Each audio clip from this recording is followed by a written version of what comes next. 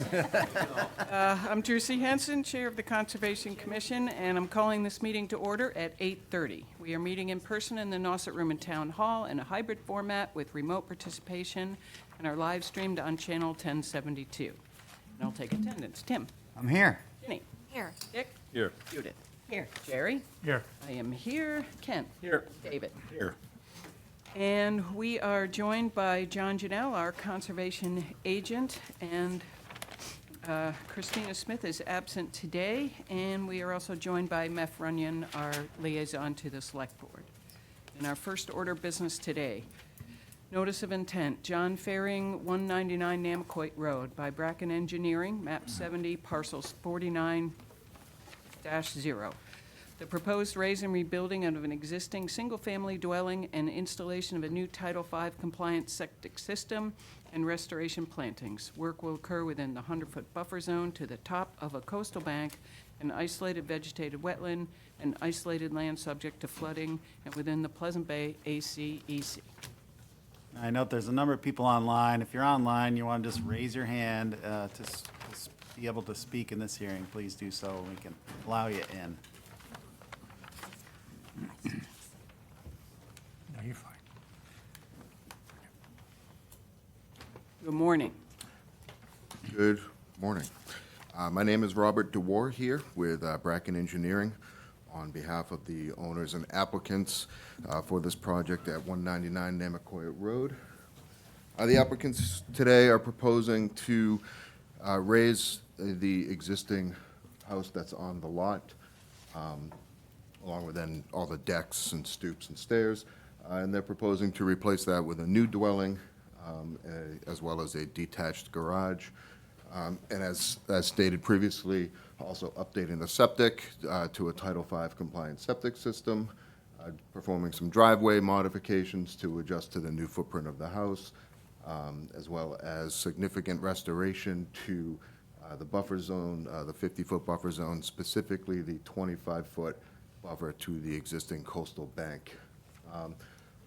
As proposed, let's see, the existing house, excuse me, pull up some numbers here. The existing house is located approximately 60.7 feet from the top of the bank. That's to the edge of the closest point of the structure, which would be the edge of the deck. The new house moves that back and retreats from the bank to approximately 78.2 feet.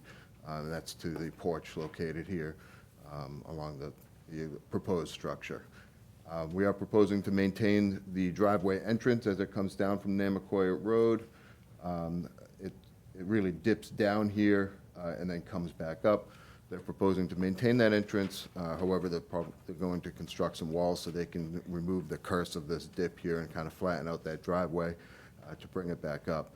And then because the house is retreating back, the portion of the driveway here is going to be reworked to provide parking as well as access to the proposed garage up here.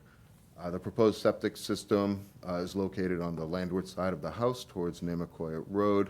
This was cited as kind of a high point in the lot, as well as maintaining maximum distance from any resource areas, being Pleasant Bay, coastal beach here. We have the coastal bank, as well as some inland resource areas up here. We have an isolated vegetated wetland up here with a certified vernal pool that's located off locus on 189 Namaquoit Road. And we also have some private drinking water wells here, one on our property, one on 189, and one next door here at number 7 Kingsbury Lane. So the septic has been cited to maintain setback distances from all the wells, as well as maximizing distances to all the resource areas here. As included in the packet, the house is going to be a little bit higher than the existing house in terms of roof elevation. However, because it's being pulled back from the coastal bank, it's going to retreat sort of back into the tree line. So views from the Pleasant Bay area won't be impacted. And again, we're going to have some significant vegetation restoration provided by the Wilkinson plan, also included in the packet, to restore this 25-foot buffer as it stands right now. There's Some patches of trees and vegetation there, but it's largely existing lawn straight to the top of the bank. So some significant restoration here at a minimum of the 25-foot buffer, but if you see on the plan, you can see it extends quite a bit landward from that to provide as much buffer as possible, while still giving them a bit of a, leaving a bit of the lawn and access to an access path over to Kendrick Road to get to the existing beach access stairs here. So just to recap the resource areas on the lots that I touched on before, they are on the banks of Little Pleasant Bay here. We do have coastal beach as well as a small portion of salt marsh. They are, the parcel is partially located in a VE elevation 23 flood zone that extends about 2/3 of the way up the coastal bank where it stops, and we do have the coastal bank associated with that. They are partially within the Pleasant Bay ACEC. We've tried to reduce the amount of disturbance within that area as well. And then again, we have the inland resource areas as the vernal pool, isolated land subject to flooding, and some isolated vegetated wetland up to the north. Any stormwater generated from the proposed dwelling is all proposed to be diverted to subsurface dry wells for infiltration. The rest of it is pretty minimal grading on the site besides in the driveway area. The rest of it is just a little bit along the landward side, the seaward side of the house, just to tie the existing contours back into the house. That's about it. I think I'd like to open it up to any questions from the commission at this point. Okay. Why don't we do hands raised, commissioners? Tim? Thank you very much for all the information. Really appreciate that. I do have some questions. On page 6 of your land management plan, you show some pictures of the cedar trees that could be coming down because they're, I guess, getting hurt by vines. I was just wondering if we could save those trees by just cutting the vines off.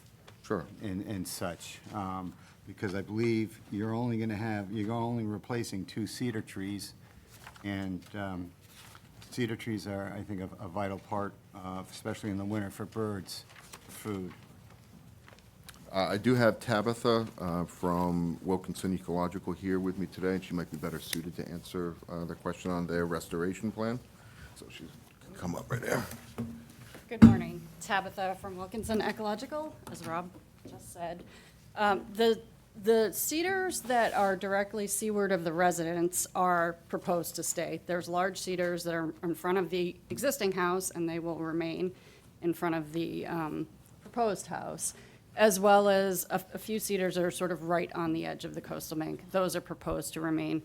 The cedars that are referred to in page 6 of the land management plan are 3 dead cedars along the southwestern side of the property. And those are what are proposed to be removed and replaced with a combination of cedars and arrowwood. Okay, all right. One other question, I haven't, what does it mean when it says mechanically conditioned soils? It basically means rough up the soil a little bit so that seed can germinate within it. Okay, and we have a interior floor plan, but I think it would be handy if we had an exterior plan of the Elevations, house. sort of. Yeah, Elevations. yes, Yeah. That's certainly something that can be provided. okay, all right. That's all the questions I have at this time. Okay, who else? David? So, what was your name again for the record? Sure, Robert DeWar. Thank you, Robert. I like the fact that you have complied with our recommendations of keeping new construction 75 feet away from the top of the coastal bank. To nitpick a little bit, the spa is still within 75. I think if that was pulled back a little bit, almost all proposed construction would be outside the 75-foot buffer. Additionally, the rendering that you provided us, the generated picture, that seems to show that the new building will be natural in siding and natural in trim. Is that correct? I believe so, yes. There's going to be a lot of stone. There's sort of two levels to the building. There's a partially buried side that is largely visible mostly from the front and some of the sides. That's sort of got a stone facade on it, sort of to blend into stone walls in the area. And then the upper parts, I believe, are sort of natural clapboard. With our aesthetic bylaw, we're only concerned about what's seen from the public view shed. So that would be the upper story, correct? Yep. And I just want to say that as far as aesthetics are concerned, that it's been my experience that natural siding and natural trim goes a long way for the house to blend in. And given what you show on the rendering, I think it's good. It doesn't, it stands out less than the existing structure does. Yeah, because it's getting, the house does go up a few feet in height, but because it's getting pulled back, it actually kind of retracts back into the natural surroundings. So I don't have any other questions at this time, but I do want to thank you in respecting our regulations with what we asked for. Thank you. Ken? Good morning, Robert. Thanks for the presentation. Would you mind elaborating on the retaining walls a little bit and the need for those? And not just the two immediately adjacent to the driveway, but the third one that sort of curves, it has sort of a right-hand curve? Sure, I think the one coming off the garage and curving up here. That one, yep. Yeah. That's to maintain, there's sort of a natural low area in the lot here. The lot is up, from Namaquoit Road. It dips down into this natural bowl.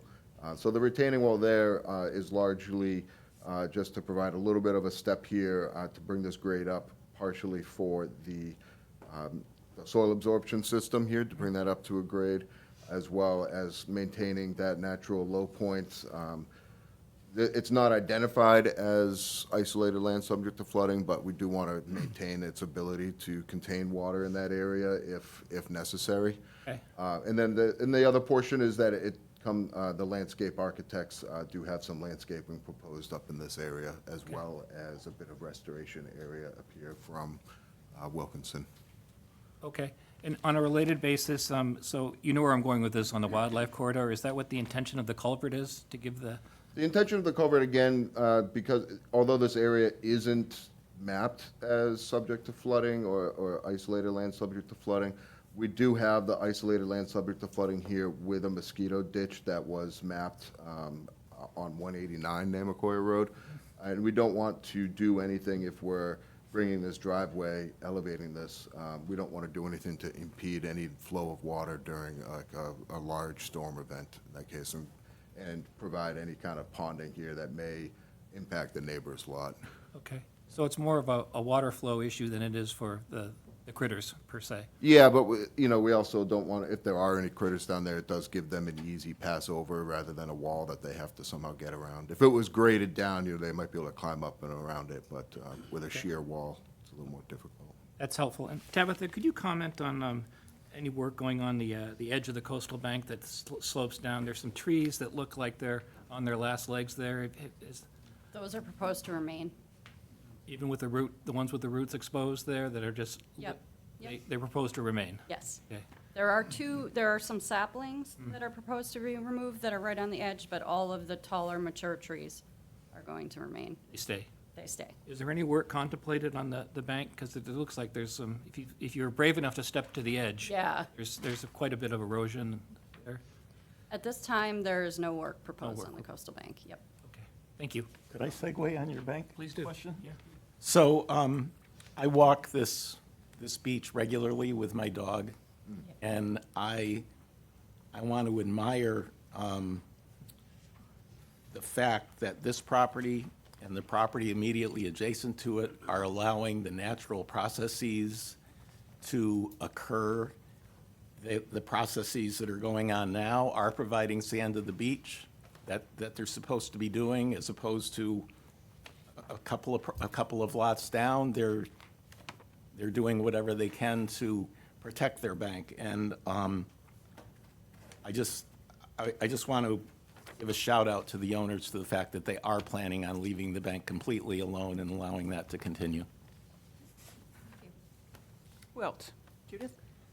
Yes, ditto the bank, the bank ignoring. We appreciate that. Thank you. That's great. So I am concerned about the fact, and notwithstanding what you provided us in your estimated view of what it will look like, it's going to be a lot higher, and I think it's going to be considerably more visible from Pleasant Bay. So in terms of the land management, there are those 2 large cedars, and it's great that they're staying, but it would be very helpful to have some canopy species added to that land management plan to help provide some of the screening, especially over to that southwest area. Appreciate you looking into that. Can look at that. Anything else, Judith? Aside from that, again, I also appreciate the fact that all natural materials are going to be used. I think that will help greatly to provide some screening from the. Tim? Just to get back to the trees along the bank, where some of the roots are coming out, what would happen if a really bad storm came by? Would those trees topple and just wreck the bank even more, make it a little more unstable?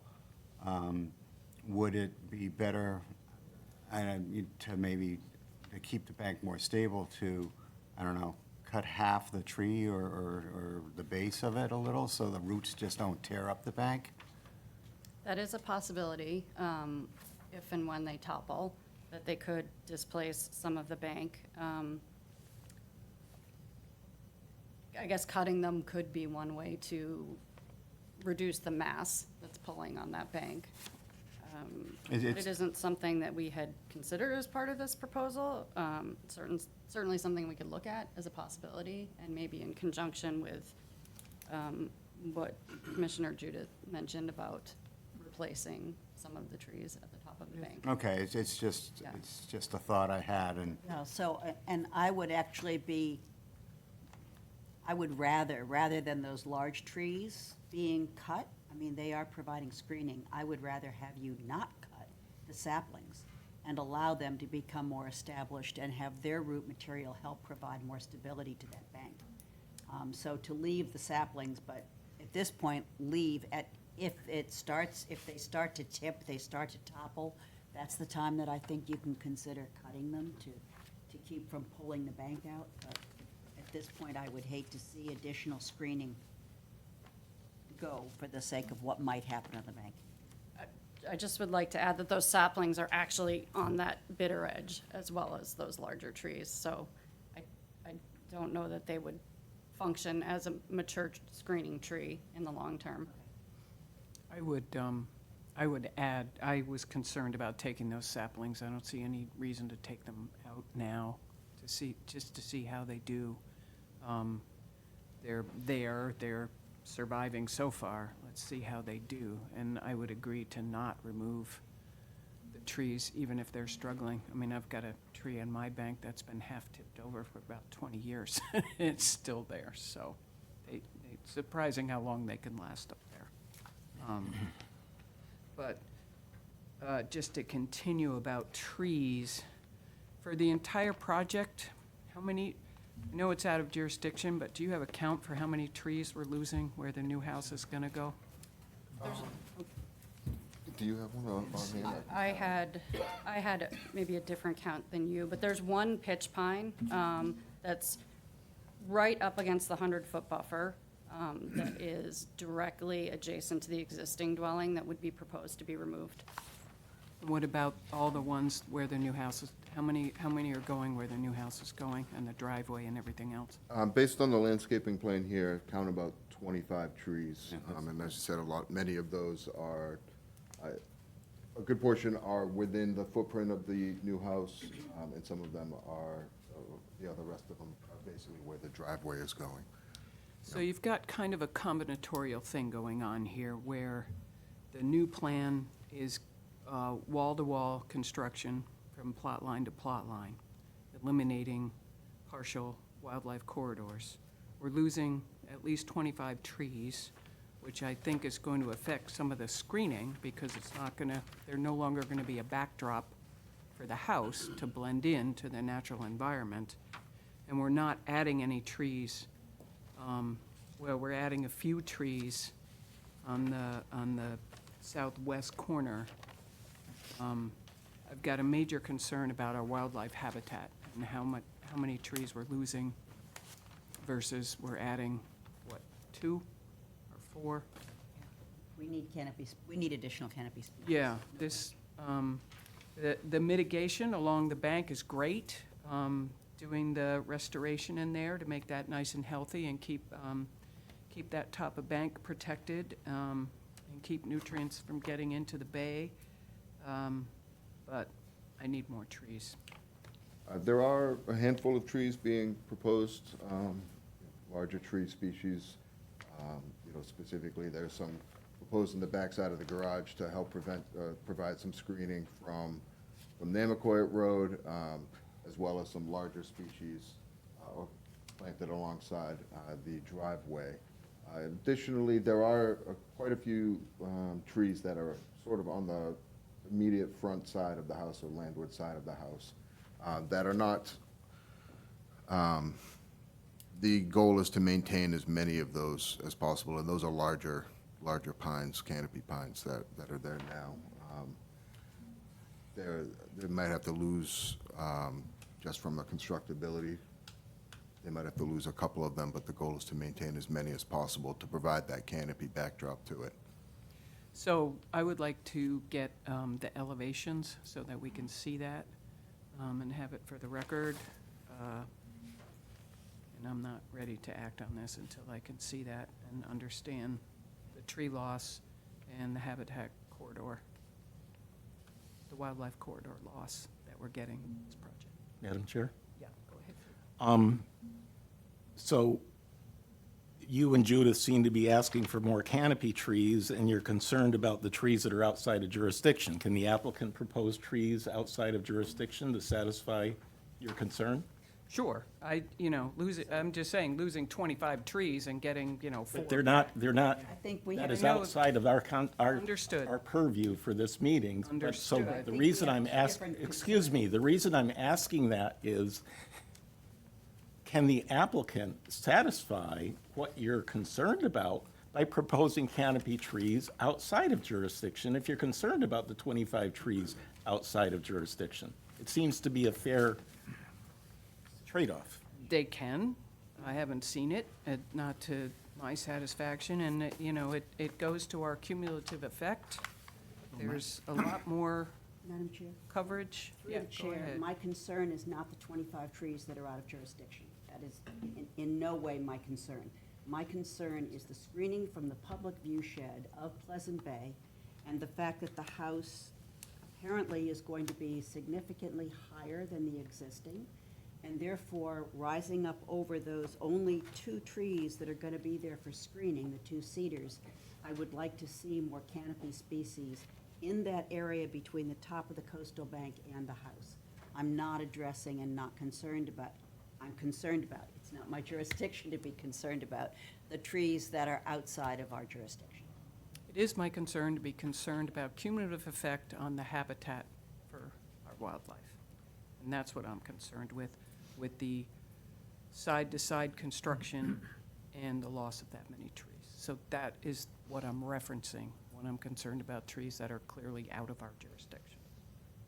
John, did you have something? Yeah, the previous speaker, I think, focused us on our jurisdiction well, so I'm not gonna go over that again. They don't need permission to cut the 21 trees out of jurisdiction. You would never need to grant permission for that kind of work, nor would you accept any offer of trees outside of jurisdiction that couldn't be protected by the CONSCOM in the future. That's not good thinking. But there's some good thinking happening here today. Stuff like the respect for the natural processes on the bank was given some import. At the onsite, we noted the trees that were, more than 50% of their laterals were exposed by the cornice at the top of the bank. And we've heard about some desire for successional planting. And I think there was a respect for letting natural processes occur and letting those trees stand. That's a kind of a position that I like very much too. There was a question about loss of upland. When you lose the toe, the rest of the bank will slide, the cornice develops, and you lose the top. And that's happening there. It will happen. Those 2 trees that we focused on will eventually topple. But I think the previous commissioner's comments about successional planting, owing to some of the tree loss, knowing that our regs are pushing you back into the woods, and that you're going to clear the woods to get out of our jurisdiction. It will To some extent, if I could try to finish my thought, our Chapter 7, which you try to meet, does use words like where no buffer zone exists, we encourage you to plant. You've addressed that, and I think the context of the buffer zone, or the layers of the buffer zone, the strata of it, trees perhaps, when you retreat back, you jump the woods forward, where we can protect them in the future, and they can have function. I have similar nitpicky questions. I'll wait to the end, but I did like the offer of pretty substantial retreat, albeit at the loss of a lot of woods. Jenny? Thank you, Madam Chair. There's a lot of paper here, so if I ask questions that are covered, please forgive me. There is a lot that's going on here that's really, really great. One of the quick questions is, have you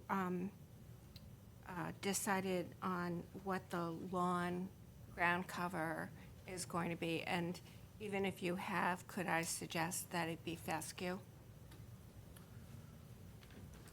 So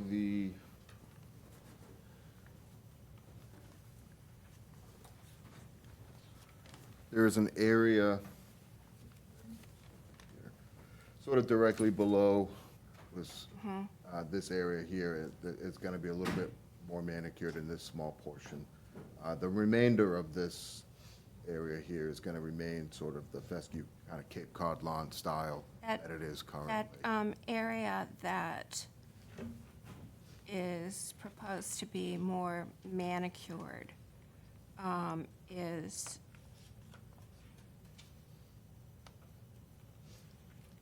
just adjacent to the ACEC.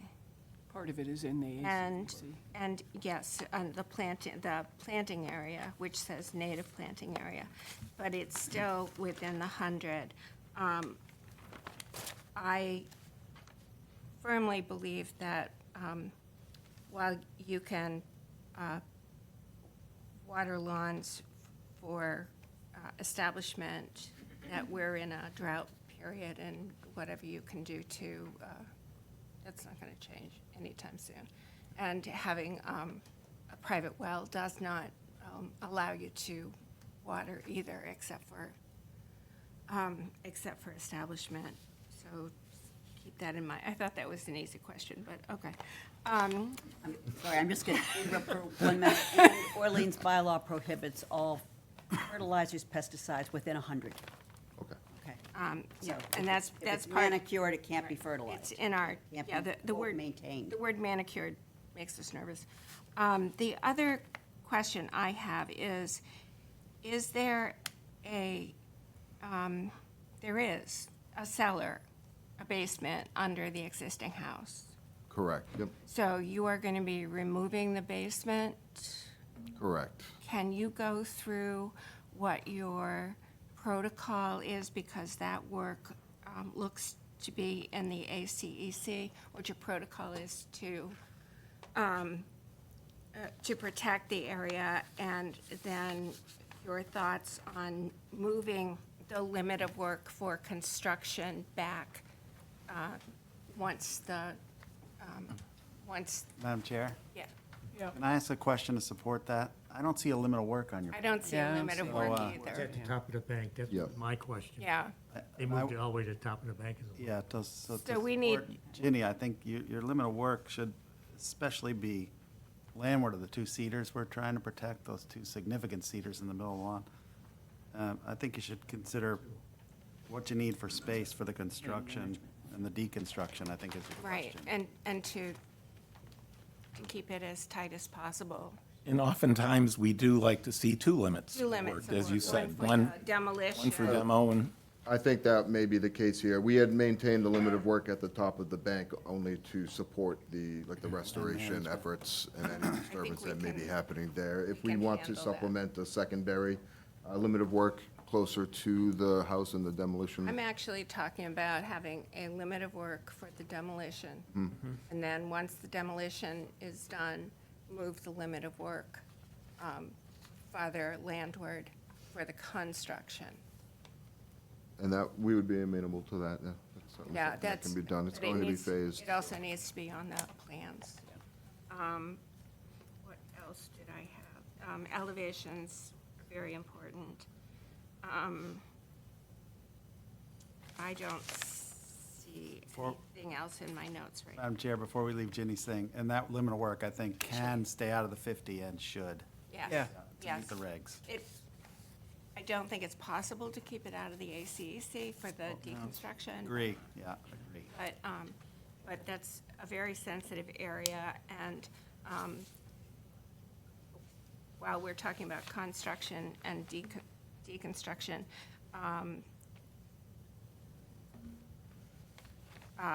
there should be no dumpsters or stockpiling of materials or debris anywhere near the ACEC, and I'd like to see it out of the 100. I think that's all I've got. Judith, did you have something? I forgot to ask, so that low spot that the driveway runs through, that is not a vernal pool? No, the vernal pool is only off-site at the neighboring parcel. Okay, and it's not an isolated wetland? It is not. And I would just add that while all of those trees in the woods are outside of our jurisdiction, you still certainly earn our undying love for all trees planted. We're tree huggers. I definitely heard that. It's not our jurisdiction, but let me just say, you don't need our permission to plant the trees, but get in there and plant, we will be delighted. The owner of the house actually is also the owner of the neighboring lot at 189. So that you can see, if you've been out there on site, how kind of natural that site looks. And I think the goal is to maintain this site as close to that as possible. Excellent. And just sort of piling on to that, because the vernal pool is over there, we like 300 feet from a vernal pool for habitat. And right now, we're barely eking out 100. So, just bear that in mind, please. Yeah. Not our jurisdiction, but it's just a note. Educational note. Madam Chair. Yeah, go ahead, David. And since you're providing us with elevations, it's not our job to tell you how to build your house or what it should look like, but if you could provide us with a palette of what the materials are to help with our aesthetic criteria, that would be very helpful. Always appreciate it. It would, yeah. Jenny, I just came up with another here question. you go. So, since we are very near the vernal pool, and the driveway is very near to the vernal pool, do we want a TOI for critter migration? It's already paved. I don't think you need it, but The driveway exists. I know, but trucks, they Trucks can- don't they're exist. already using it all times of the year. okay, A bad area to go into. have to ask. Yeah, you're talking about regulating use of a driveway that We exists. can't. Dick? I'll add my 2 cents. So So I'm, just in my mind, I'm just flagging the whole resource area. We're enlarging the dwelling 230%. We've lost our wildlife corridor on both sides theoretically, the east side and the west side.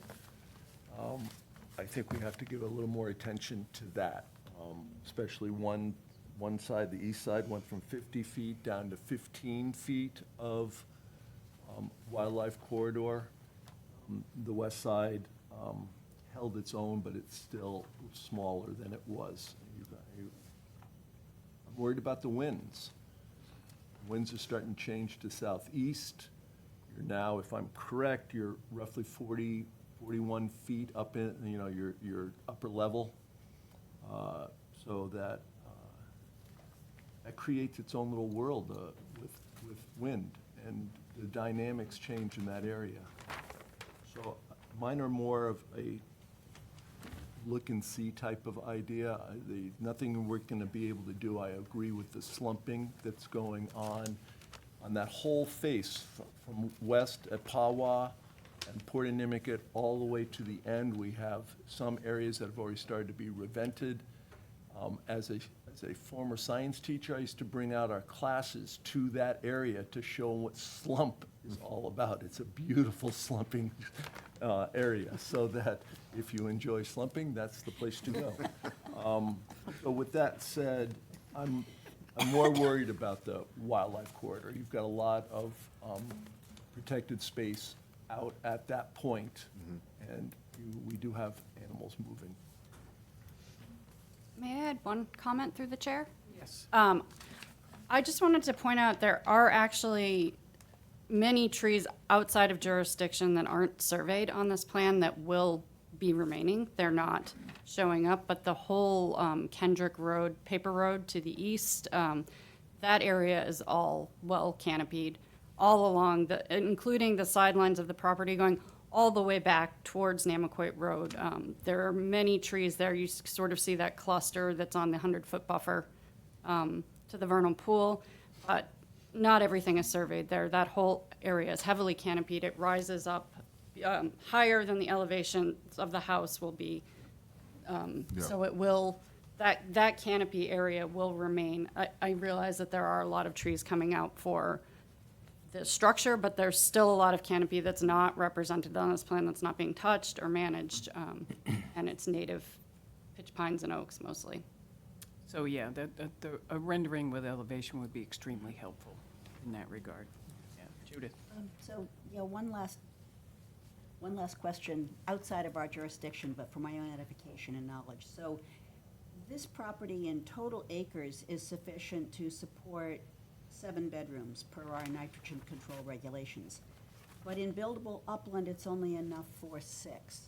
So how does that work? Is it entire acreage of a property, or is it only buildable upland that constitutes the limits for? That's not a rule I'm versed in, because it's not our rule. It's not our rule, it's just, I don't have any- like to educate myself when the opportunity presents, so It's the entire property, Judith, it's the entire property, all right. excluding water bodies and things like that. That's a 7-bedroom lot. Okay, Yeah. thank you. I have a few. Okay, go ahead, John. Yeah, I think a lot of good comments have already been shared, so I'm not going to go too much over them. I really do thank the applicant for engaging the regulations in the retreat, showing a 25-foot minimum where a buffer zone, because we had none that existed. It's right out of our Chapter 7. We have so little of the house in the jurisdiction, the new house as proposed, a couple corners left and right. I think you've heard previous comments about take a look at retreating that formal lawn area out of the area of critical environmental concern. I see some grading in the area of critical environmental concern. I think that's de minimis. I think it's just, as you retreat, you're making it from 38 down to 30 on that one side. That's normally a flag, because the preamble does stress minimum alterations to pre-existing natural features. But I think that grading's pretty minor, as I understand it. I think you've heard the comments about successional planting and maybe incorporating that in some of your mitigation in that area of the first 25 feet. the tree loss is tough, but it's outside jurisdiction. It's also kind of a unique property where we have, we have another resource area towards the street that's off property, but the comments that you're hearing about wildlife corridor, when the building is built outside our jurisdiction, you know, we're kind of left with the zoning setback of 25 feet. We don't have much to say about your new building because it's built sideline to sideline because it's mostly out of the 100, but there is a resource area and there is perhaps a corridor there. Anything that you could do to preserve that area to the, I guess, west would be helpful. And the nitpicking on the vernal pool buffer, you know, we elevate that to resource area like protection for wildlife habitat, and part of that retaining wall does go into that. Is there an alternative where that retaining wall doesn't have to protrude into the 100-foot buffer to the vernal pool? That's just a question of mine. And then I think the elevation of the drive and the offering and the culvert and the comments about 300 feet, I think that will offer some critter migration. That's kind of, they've done this in other parts of the state for salamanders. It's kind of interesting. And I think the mitigation that was offered outside the buffer zone, you know, we have not much to say about, but I understand that per some of the previous comments, it could function because the invertebrates will travel out to 300 feet, although we only have jurisdiction out 100 feet. So that's something. Same comments, I think the nitpicky comments about, you heard from a previous speaker about the spa and just some of those minor, that ACEC line, and really taking a hard look at that and really just trying to leave that area as a natural area. I didn't have too much else. The project itself didn't get a file number before our hearing today, so you will have to continue this hearing. And I think whether wire drawings of the building elevation proposed and existing, it sounds like I heard that, and maybe you guys have that or don't, I don't know. We do have elevation views in terms of a rendering for combining the elevation views with the canopy elevations. That's something that we'll have to look at. We have the photos or the rendering photos that were submitted with the packet here.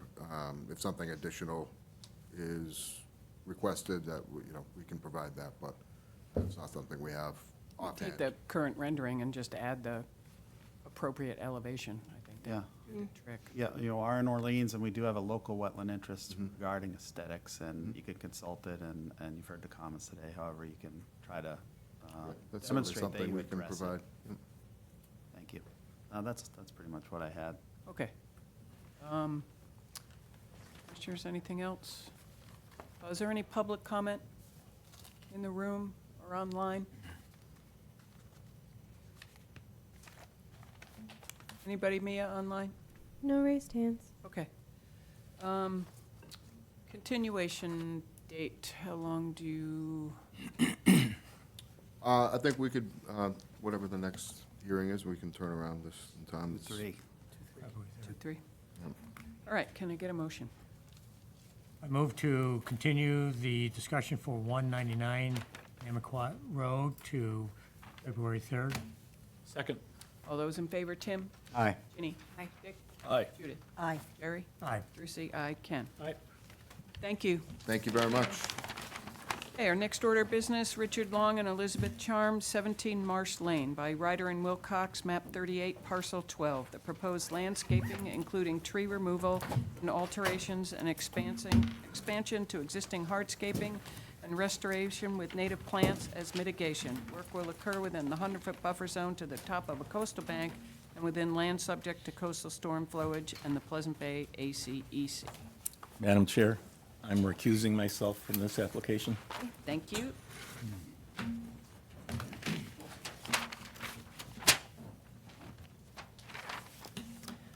Good morning. Stephanie Sequin with Ryder and Wilcox. With me is Dave Hawk from Hawk Design, and we're representing Elizabeth Charm and Richard Long, who are the owners of the property at 17 Marsh Lane. We've had a couple projects on this property in the past. This used to belong to Liz's father, Stanley Charm. He passed away, and she bought out her siblings, so now she and Richard own the property. What's being proposed are alterations to the existing hardscaping, some landscaping around the foundation, and some mitigation restoration plantings to offset the proposed hardscaping. This is a 53,000 square foot property. It's located sort of on a point, surrounded by salt marsh and land subject to coastal storm flowage. It's an A-zone, elevation 14. We traced the 14-foot contour, measured the slope on the north and east side of the property. The slope at the flood zone is steeper than 4-to-1, so the top of the coastal bank is the point above the flood zone where there's a break to less than 4-to-1. On the south side of the property, the grade sort of softens and is not as steep. It's between 4-to-1 and 10-to-1. So on the south side of the property, the 14-foot contour is the top of the coastal bank. We've shown the 50 and 100-foot buffers from the coastal bank. Virtually the entire property is within the 100-foot buffer, and a portion of the property is within the Pleasant Bay ACEC, which the boundary of the ACEC is 100 feet landward of the 10-foot contour NGVD. There's currently an existing dwelling located very close to the top of the coastal bank. It's about 12 feet from the top of the bank. Hardscaping consisting of a stone driveway, parking area, and turnaround, stone walkways leading to the building, and there's also a stone patio that's located, again, close to the top of the coastal bank. There's a detached shed that was permitted through the commission in the past, and some of you may remember the septic was upgraded in 2023. What's being proposed now is to remove and replace and reconfigure the existing driveway and walkways and existing patio. Those are all going to be removed, replaced in slightly different footprint and with some expansion. Dave's plan shows a breakdown and a calculation of the existing versus proposed hardscaping. There's an increase of 961 square feet in hardscaping, and as mitigation for that, they're proposing over 7,000 square feet of mitigation, which is will be a combination of eliminating lawn, restoring it with native plants, and also enhancing some of the existing wooded area with additional native plants. So I think I've just described the existing conditions and situations, and I'll hand it over to Dave, and he can go into more detail about the proposed plantings and other alterations. Thank you, Stephanie. For the record, Dave Hawk, Hawk Design. Madam Chair, congratulations. You went past my Ohio State Buckeyes en route to your championship, so. Project approved. Glad to see, glad to see the Big Ten is carrying the torch, anyway. So, you know, obviously this property is in an area of concern, but what we are proposing is a robust and aggressive mitigation plan for this. What are we proposing? We're proposing an adjustment to the parking area. Right now, we have a cul-de-sac that's out there, and people park in the cul-de-sac. We'd like to further define that, so if a fire vehicle got down there or whatever, they could have that cul-de-sac to maneuver in. Also, we're proposing a walkway that goes from those parking spaces to the front door. That's dry set masonry. In the backyard, we are proposing a patio. And right now, there's no decks on the house. There is some small patio space that pre-existed. We'd like to take that human footprint and put it in a space in the backyard that's away from the bank that connects doors that are on the lower level of the house. And we also would like to take out a cedar in the front yard, next to the house there that's starting to uproot. We think that could potentially be a hazard. So it is an existing cedar there. We'd like to remove that. We also have 2 other cedars that we noted. They're more of health of the tree. There's a signature oak in the backyard, a real big one, 24 inches. And we actually showed the cedar tree close to it.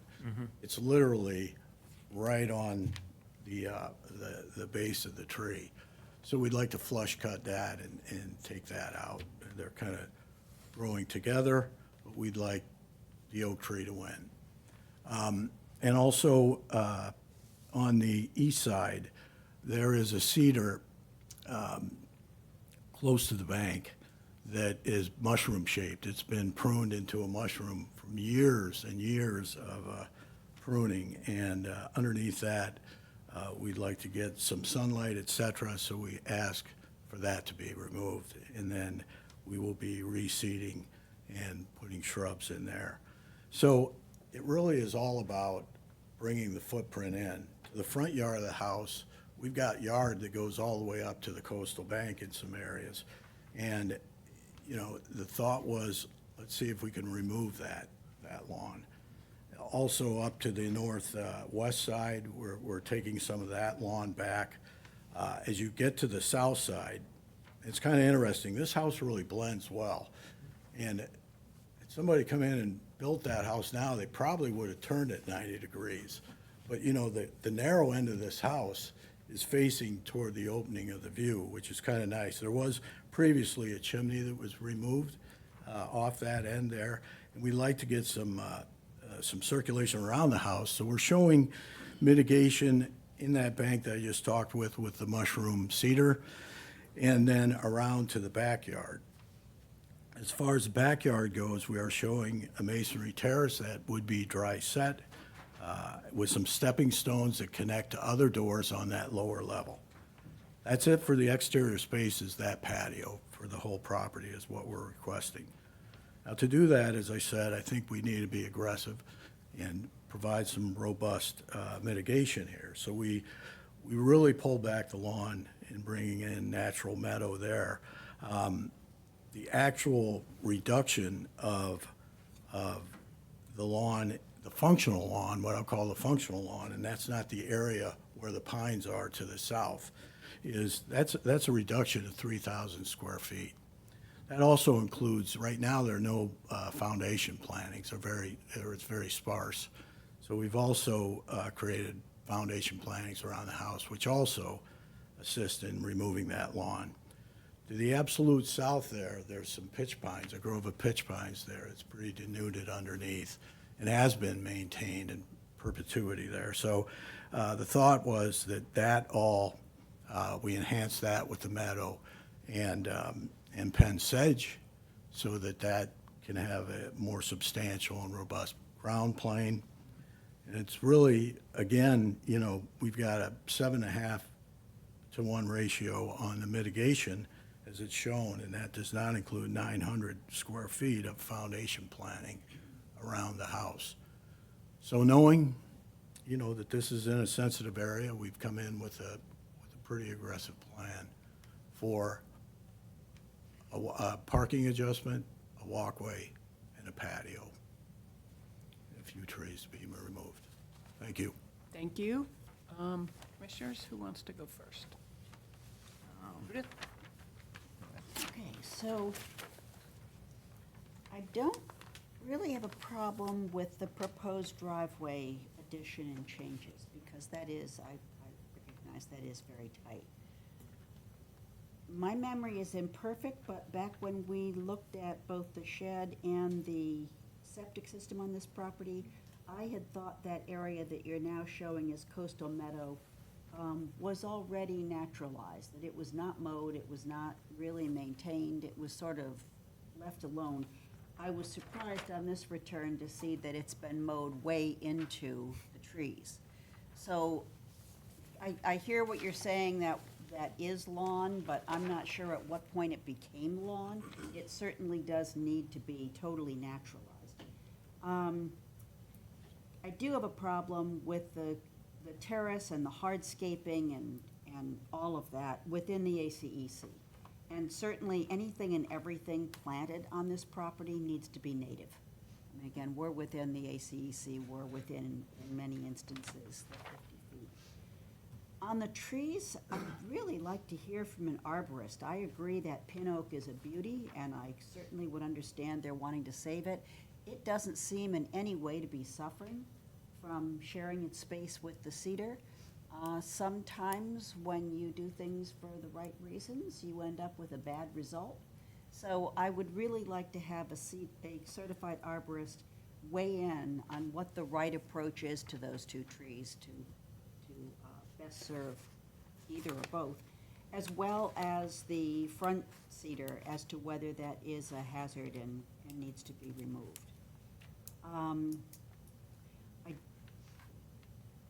I've got mixed feelings on the misshaped mushroom juniper, but if it's coming out, I would like to see it replaced with an eastern red cedar, rather than with shrubs. And I've got no opinion on leaving the existing Rosa rugosa. It's nothing that we love, but it's probably not doing any super harm. It's not native, but I don't know that it needs to be removed. That I would could be- just respond to those questions, and thank you for your questions. Obviously, I wasn't there years ago when other things were happening, so I'm not sure what was maintained and what was unmaintained. We just deal with the site as we have it proposed in front of us. We are adding 4 cedars on the property, and they're over to the north area. I don't know if you were talking about specifically, Judith, that area in particular where the existing cedar is, but we can certainly supplement cedars for cedars if that is something that's requested. Obviously, the mushroom cedar, we would just flush cut that and not, pull the roots out, et cetera. But we can mitigate for that, and we can add cedars to help accomplish that.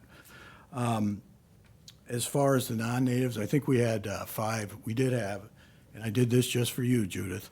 We did have 5 hydrangeas that were in an existing bed as you go down the walkway to the right. And so I thought I'd replace those. I assume we could probably keep the ones that are there, but that's why those are in there. And I kind of figured I'd have that question come up, and thank you for that question. Just thought you liked hydrangeas. Yeah, right. So, but anyway, hopefully, everything else is just, a big reduction. We think we're giving up a lot here of lawn here. I'm sorry, I didn't see cedars on the plant schedule. Let's see. 7 Cypress trees. Virginia, 7. I see Yeah. shrubs. There's AVER, Virginiana? 7 of them. So we had 3, Old- Yeah, good old common eastern red cedar is preferred. Well, you just mentioned that you were adding There are 7 of those. yes. 4 cedars. 4 of them are at the driveway. And 3 of them are at the corner of the house. Can you highlight those, Dave? Those are hard for me to find. Yeah, there, if you go to the north side by the cul-de-sac, there's a utility box over there that we're adding 4 in there. 4 there. And if you look at the south west corner of the house, and there's 3 up there. Got it. Obviously, we can move those around also, but we have added. And again, the cedar around the big oak, that is something that we prefer aesthetically, and probably, I know for the health of the tree, that's something we'd like also. It's just, they're right in there. I think I have a picture of it, that if you'd like to look at it. I think we saw it. Yep. I mean, it's strange, but yeah, that's why I would really like to have an arborist weigh in on Okay. how to best. Who else?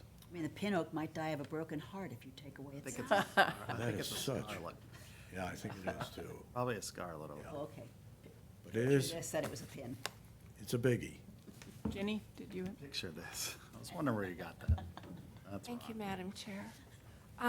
First, let me say that I've been to the property twice because I got to go back with Judith yesterday.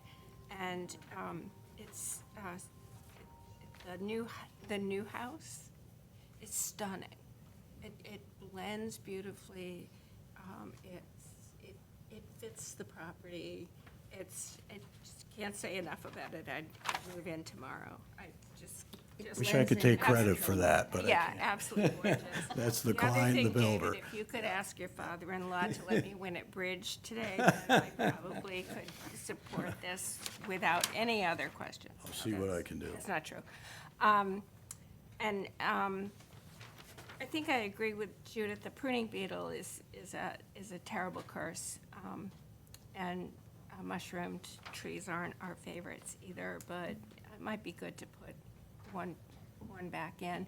A question: Is there town water on this property, or is it well water? It's well water. It's well water. Okay. So I'm going to do my little pitch on, we're going to be in drought. Irrigation is probably going to be unavailable this coming year, except for establishment of new plantings, and that includes people with wells. And the other pitch I need to make is that the town bylaw says no fertilizer within 100 feet of the wetland. So anything that you can do to put in true natives, not hybrid natives, to replace lawn with fescue, anything you can do to keep the property with as small a footprint as possible would be appreciated. I did have a question. Is it I'm sorry. Hmm. I need to correct myself. There is town water here. okay. They had an irrigation well. I'm not, because I see the hydrant right in the cul-de-sac. So Okay. I'm sorry, they do Okay. have town My water. point is, it doesn't matter. Yeah, so they can't use the irrigation, wouldn't be able to use the irrigation well either, except for establishment. And I don't say that to pick on anybody, it's just, that's what we do now. I had a curiosity, though. Where is the ACEC measured from on this property? Is it from the Atlantic? From the old 10-foot contour, So Stephanie described it as 100 foot from 10 from NA NGVD, NGVD. Okay, All the new plans are in AV. NAVD. okay, So if you're looking at a new plan, you can safely scale it 100 feet from elevation 9. But per the ACC boundary description, which is older, yeah, we had an older vertical datum, and it uses older maps. But it was correctly described, and I believe it's correctly delineated. And it's shown on the civil plan. right. When you look at the property, it raised a curiosity, I guess. Yeah, the topo is shown on the civil plan to the north. She didn't show it going around the south. Okay, thank you. That's all I have right now. Ken? Dave, thanks for your presentation, and I just wondered in this plan what is specifically designated for me, because you have something designated for Judith. I'm kidding. We have a long It's meeting. kind of like Where's Waldo, you know, We'll talk later. You have to find it. The utilities as delineated here, Dave, the utilities, is that whole new set with the solar and it almost looks like a charging station that's there now? Yeah, that bump. That beautiful big new box? And so you're going to shield that with the trees? That's correct, over to imagine- the north there, yeah. Okay. And could you just elaborate a little bit on the driveway expansion? It's going to be all gravel and what you're... Yeah, it will be gravel. The roadway is a gravel roadway, so it would be impervious. Continuation of that? Yeah. Okay, that's very helpful. And just one last nit, the references to dry set, could you just Yeah, illuminate on that? In fact, I've got some, I've got a detail on that, something, if somebody likes it, I can pass it out to the commission. But basically, it's compacted subgrade, obviously. It's undisturbed, and then we go with 6 to 8 inch compacted gravel. And then what we use is 1 to 2 inches of rice stone as a leveling course. Okay. And for people that don't know what rice stone is, it's stone about the size of a kernel of rice, or a grain of rice, I should say. So it actually is more pervious than sand and allows for that setting course to happen, so that it's all a pervious material. And I've got those details I'd be happy to pass out to the commission. Okay, so that's interesting, because you referred to the terrace as being dry set as set, well. yeah. The same concept. That's correct. Over there. We know that in this area, we're going to have to be as pervious as possible. Okay. Terrific, thank you. Thank you. Madam Chair, could I follow up on that, Dave? So you've got your proposed terrace, and then there are, I'm going to say blocks, rectangles, between the terrace and the existing residence. Right. So is that also going to be dry, or? That's correct. Yeah, those are stepping stones, right? It'll go the whole length of basically the middle section of the house. It looks like it goes 15, 10, looks like it goes about 30 feet. There's the red. Yeah, there's two See sets. next, The red, okay. The red is that's just a lawn bed right there. So there's a landing off. The patio accesses 2 of the doors on the lower level, and those are the 2 as closest to the east. And then there is 1 door with a small landing that's at the end, and that goes out probably 5 feet and encompasses that slider. So it's a landing, and then it's stepping stones, and that rectangular block, we probably should have noted that. That's just gonna stay as a lawn panel in there. okay, so that whole area is not just all, Correct, it's just basically that square. Okay. Out from, off of the retaining wall by 10 feet. It's that square, and then into walkways that go into the house doors. so, and then over to the stairway section up at the very top where it says existing residence, there again is a rectangle. Is that going to be your set masonry?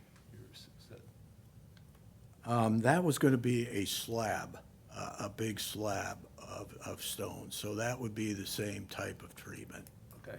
I can check in with the builder on that, too. Is he talking, are you talking I about? think he's talking front yard, right? Yeah, front, Yeah, front yard, I think he's talking, entrance. Okay, just looks like. right at the front door. Yeah, there's a it looks big like a piece of We'd granite. like to do that in one big monolithic piece of stone. Good. Okay, and that would match your stairway theoretically, because that's monolith. Correct. In the removal of the patio, the 18 by 10 patio, and then you're replacing that with, That would be lawn, yes. That would be a high fescue drought tolerant lawn. now, was that pervious too, or was that just a solid slab of whatever? I think that was the old red, white, and Yeah, yeah. blue stone that you Gaining can't with find it. anymore. And it was set, I don't think, was that? it is those, the bluestone. or Yeah, the- it was blue stone, call but it I flagstone. don't recall if that was dry set or not. Okay. Yeah. And going back to Judith's comment, where is that mowed path even going? I tried to figure that one out. Yeah, at one point, when I was down there, there was a path that I think continued down to, I didn't know if that was an area, continued down to the beach or something like that, because I know there's no It's not even pathways. the beach. Yeah, It's not a beach, you've got Yeah. a a creek. salt in- marsh, yeah. You've got yeah. a, so I was So- just wondering how we're walking on marshes, where's that going? Well, right now, it's dead ending if it's grown over. So, obviously, if that needed to go away, it could. I just want to check with the clients to make sure that they don't have some path that, or way to go somewhere. It's in the natural habitat off-site. Thank you. I don't think that'll be a It's a little biggie. gully that's Yeah. going into the salt marsh. I so should have put a cul-de-sac at the end of it, so. it Shouldn't be really walked on. Okay. That's all, Madam Chair. John, do you have recollection of, to Judith's point about the part that's mowed, if that was ever set aside for? I honestly don't remember a thicket there. That being said, it's really, in this proposal, it's proposed to be 100% mitigated, so I didn't really go back through my records too much. But I don't recall. We were there pretty recently for the septic upgrade. I've been there for the siding and roofing. I don't recall it having I don't believe, previously been mitigation. I recall it just having been a naturalized area. and it, yeah, again, with this being, it's all proposed to be replanted as such, so I didn't go If it far enough. had been naturalized, now to return it to Right, so my naturalized, is it really question mitigation if being it's to, like- how is it mitigation if it was naturalized before and then got mowed? You know? Yeah, no, Cape Cod lawn, it was obviously kept down when we saw it, and I think the proposal is to stop doing that, yeah, so. Because I am concerned about the large terrace being proposed in the ACEC. Yeah. Was there thought to making it a deck to keep it off ground? Was there any other thoughts involved? Were Well, there? it's a walkout on that side. Yeah. So it's, the patio is at the level of the floor in the house. Okay. And yes, the other thing I'd say is, it is dry set with the rice stone, et cetera. It's flat, so we don't have much, if any, runoff coming off that patio at all. And our thought is, yes, it is good size. We've got some activity rooms down there. But, you know, if you take a look at it, it's basically walkway and patio. And the patio accommodates the human footprint outside. So, you know, that could be if they have a grill out there or something like that, maybe a seating area, maybe a table. There's no other place that's not hardscape on the property, and that's something we realized right up front. I mean, hardscaping also does not uptake any kind of nitrogen or nutrients. It doesn't provide for any kind of habitat. It's basically taking something that's minimally helpful and turning into non-helpful. So yes, Druzy and I guess both have that concern about putting that large patio into the ACEC. It's good that that wooded area, whether it was or it wasn't previously naturalized area, it would be good to pull the lawn back even more. Again, if the whole purpose of the patio is to focus activity onto the terrace and off the land, then there is really no need for lawn. That can simply be meadow, which would very much mitigate the patio. Yeah, I agree with that. I mean, I would like to see the mitigation pulled back into the, more of the lawn area, and also definitely an answer about that pathway. Because if it's just going into a marsh, then that's, I'd be happy to get an answer on, Okay. to that. Again, I just want to say, it's 3,000, over 3,000 square feet of lawn that we are removing. yep, which is I great. mean, that doesn't include the area, you know, under the pines there. So that's another 3,000 square feet. Can I ask a question? I mean- That area doesn't include, the area of the woods that's below the coastal bank on that side of the property where you're just putting the Penn sedge plugs. That lawn removal does not include that, right? Because you have like 15 feet of lawn removal on that side going to meadow, and then you have these patches that, If you see the stippled, yes, I'm sorry, John. there's a good 15, 18 feet beyond that, and then there's patches around. Those are the areas that you're totaling up for the lawn. That's correct. We did not include the area underneath the pines, but if you see to the north of that, there is an area that's modeled past the dash line there that says top of coastal bank. Past that, it's 100-foot length of 19 to 27 feet in width of lawn that we're taking out there. I mean, we knew that we would have to make this a big win, and that's how we're proceeding. And we also may want to have some kind of demarcation, because it's very very easy as you're Yeah. going back and forth with the lawnmower to just simply start encroaching further and further and further into the mitigated area before you're right back to where you started with. Certainly, and if you will allow us to not do A row of shrubs. Yeah, a wood fence or a berry, boulder or- Single rail fence. Yeah. Two hand stones. There's something about the fence just bisects things and makes it look, but some boulders, a granite bound, something like that. Boulders we'd be- before a granite. We'd be happy to, Stones is good. something, some good. great indigenous Cape Cod potatoes. Of a certain size. Okay. Anything else, commissioners? So we're looking for an answer on the path. We're looking for answers on anything else. What about the trees?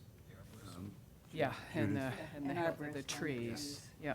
And do we have any, I'm not the native plant person, so how's the list look? Well, this was very good. All straight varieties except for the one that you caught. Well, there's two that you caught. They were both species of hydrangeas. One was a Nantucket blue and one was a bobo, whatever that is. I think left in white there one. is red herring, Excellent. Judith perhaps in a bed. But no, it was nice to see that Go for those oak leaf hydrangeas. entirely straight variety natives otherwise. Yeah, oak leaves are pretty. Love straight varieties. Yes, go Yeah, ahead, Jerry. again, I thought we discussed where you're removing the misshapen existing juniper. Were we requesting at least one tree to be replaced there? You had the 7. I asked them where the 7 were, so there's was 7 it? in the plant schedule. They're eastern red cedars. Those are the trees. Right. It's there was not anywhere near 4 that. by the electrical panel. The other 3 were to the other side of the house. They were not near the Right. topiary there. Is that what you call it? The topiary. So Just call it it is bad. Carve it into a quite quite out of context when you look out there and see this beautiful view. I think was it all Aronia over there, Dave? Yeah, and, we can supplement that if need be. I think the biggest thing there is what we'd like to do is create, get that ground plane revegetated there. So, Yeah, that's a good, because we've got plenty of vertical on that bank already. that's a really, And Yeah, we I just mean, want to we're- get some light in. We're obviously, Okay. our goal is to protect the bank, obviously, so, yeah. Okay. Can I ask a question on the arborist? Uh-huh. We need to hear about winners and losers. Did everyone, I mean, you can. I think there's one tree, the large, healthy tree that's close to the house. I don't think there's motivation to remove it, other than it just got wind thrown and half its laterals are busted. So those of you that were with me, we looked at that. I don't think the homeowner wanted to remove that. I remember talking with the builder when it happened, but the other one, under the scarlet oak, well, I was able to get established because it had the benefit of being small. It's no longer small and it's thinning. We can have an arborist look at that, but I can't imagine we wouldn't be able to tell what the letter might say.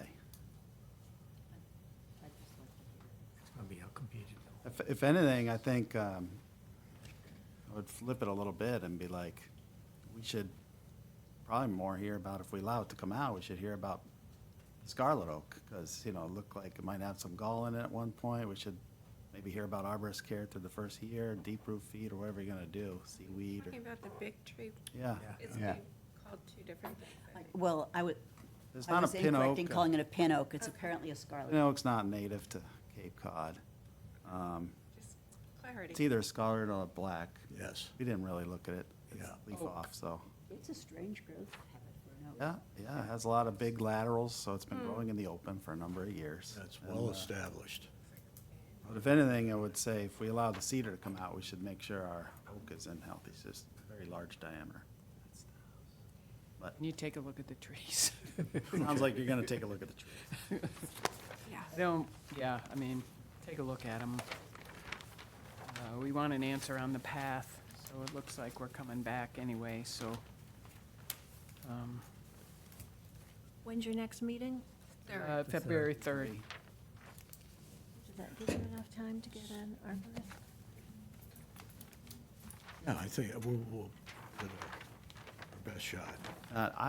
Madam Chair, I think we should accept, and Dave, we can get it in the continuance, the spec on how, I think that stone that you're talking about is way better than, I think, Yeah, that would be good for the polymetric record. sand or the other stuff that they do. So I would like to see it. That'd be great. I can give it to you right now if you'd like it. Take it. Okay. Is there any public comment in the room on this project? Anyone online, Mia? Thank you, sir. No raised hands. Okay, can I get a motion to continue? I move to continue the discussion on 17 Marsh Lane to 2, 3. February 3rd. Second. All those in favor, Tim? Aye. Ginny? Aye. Dick? Aye. Judith? Aye. Jerry? Aye. Tracy, aye. Ken? Aye. Thank you. Thank you very much. Next order of business, Lavender Hill LLC, 355 Tonsett Road, by Ty and Bond, map 5, parcel 72. The proposed removal and reconstruction of a single-family dwelling and garage and other site improvements. Work will occur within the 100-foot buffer zone to the top of a coastal bank, on a coastal bank, and within land subject to coastal storm flowage.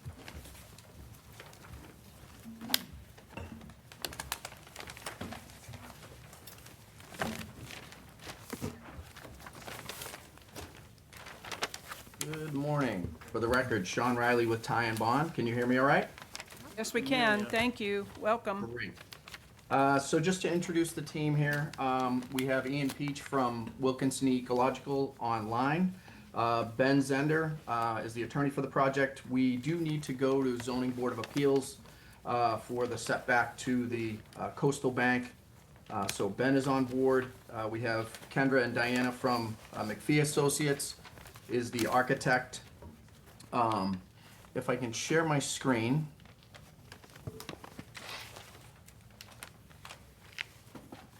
So we've been working on this project for almost 2 years now.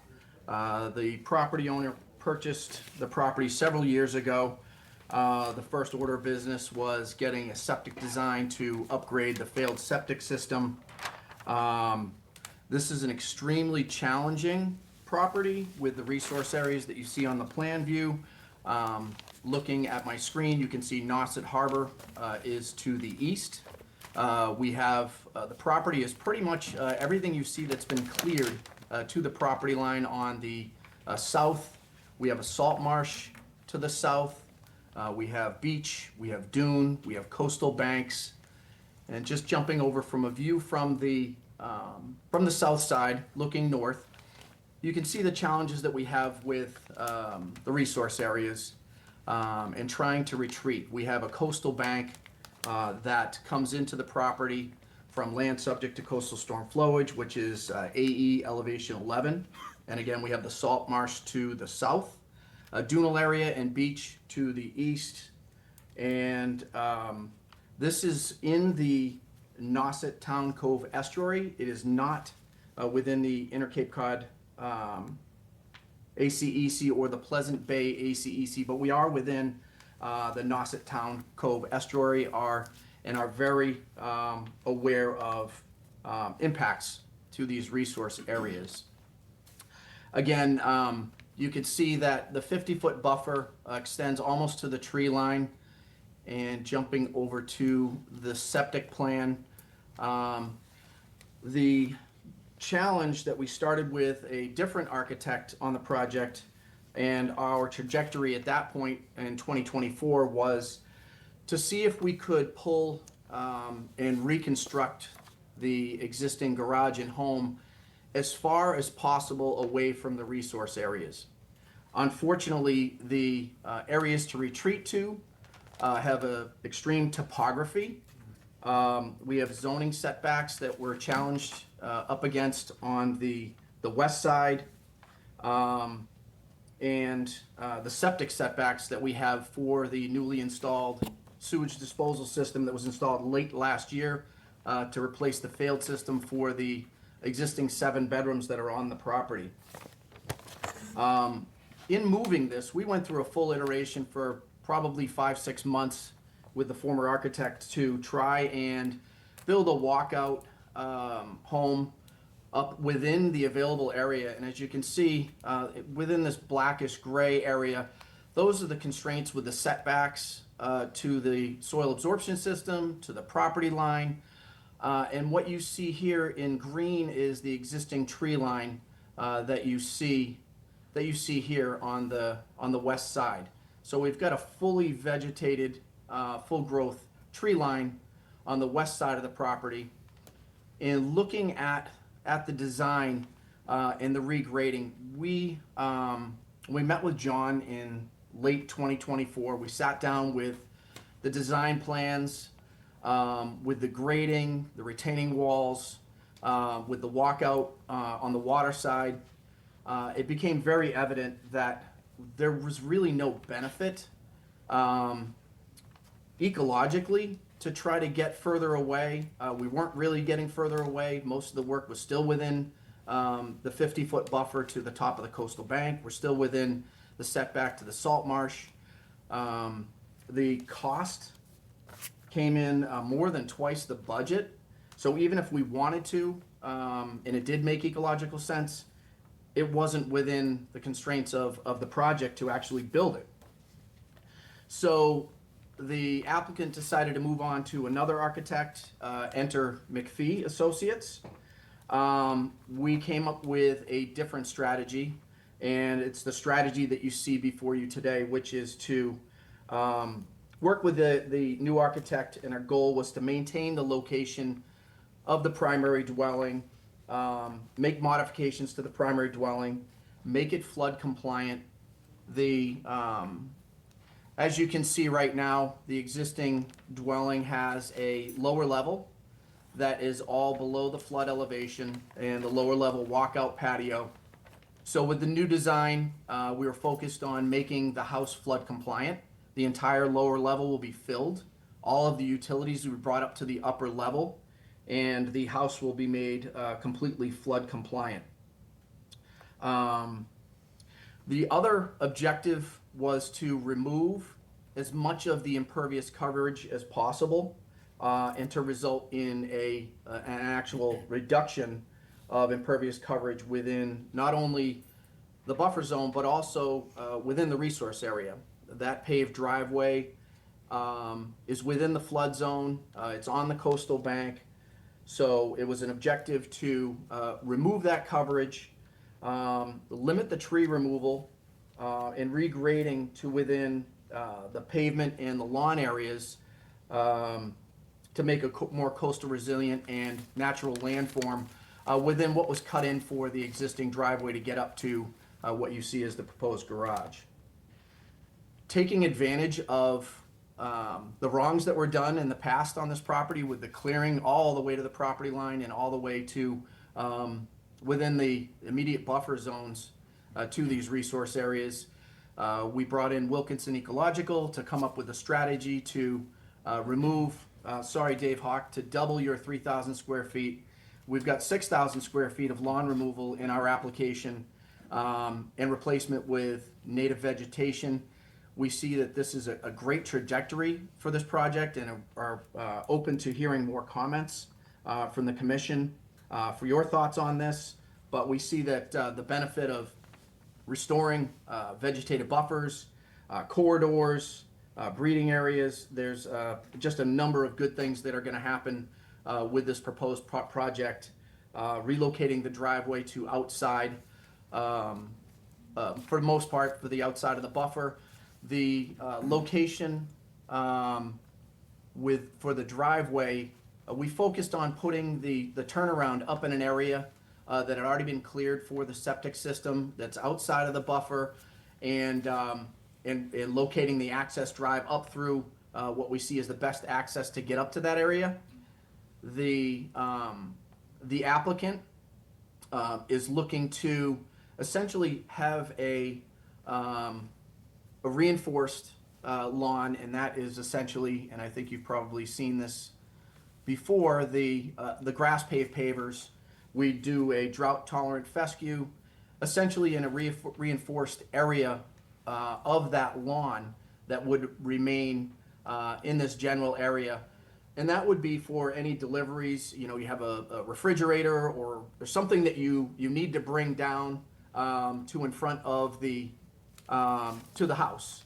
But the majority of the access and egress would be as far away from the resource areas. We're looking to put in a entry gate, basically to delineate and to keep people from going down and traveling. Not that they would know that there was a place to go after the drive strips, the gravel drive strips that we're proposing. But essentially to limit that activity outside of the buffer zone and to relocate the parking of the vehicles. We have submitted architectural drawings and elevations for the proposed aesthetic of the property. And in summary, our goals, and I think we've shown this, is to have a reduction of coverage within the resource area, a removal of 6,000 square feet of lawn, addition of these native buffers, flood compliant structure, really having no impacts to the resource areas, or in improving the actual vegetative buffer and habitat. And from what I see, a very aesthetically pleasing home that McPhee has provided the architecturals for. We are not doing work within any of the resource areas. Again, we're not within any of the ACECs, although we have tried to maintain and have limited the volume to 25%.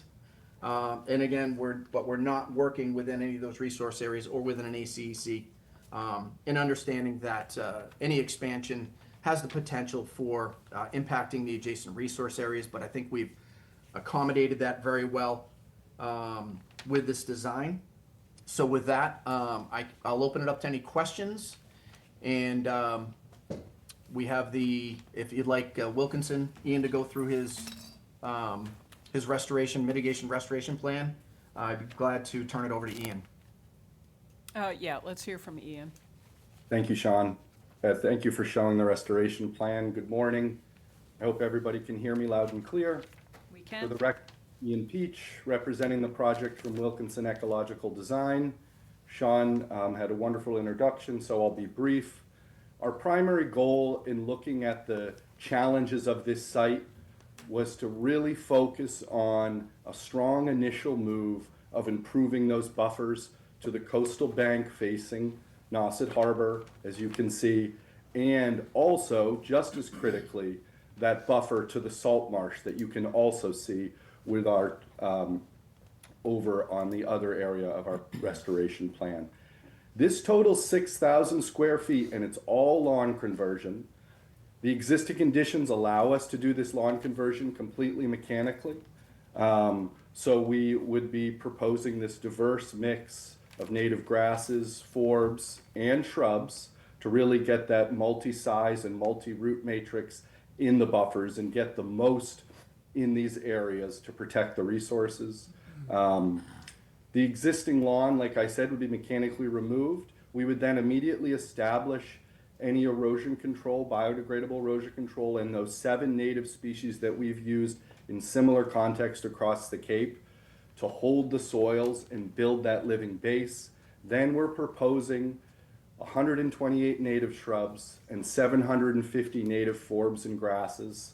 This is creating a 25-foot buffer to the coastal bank facing Nauset Harbor and a 25 to 35-foot buffer directly as sort of an infiltration hat above protecting that salt marsh resource.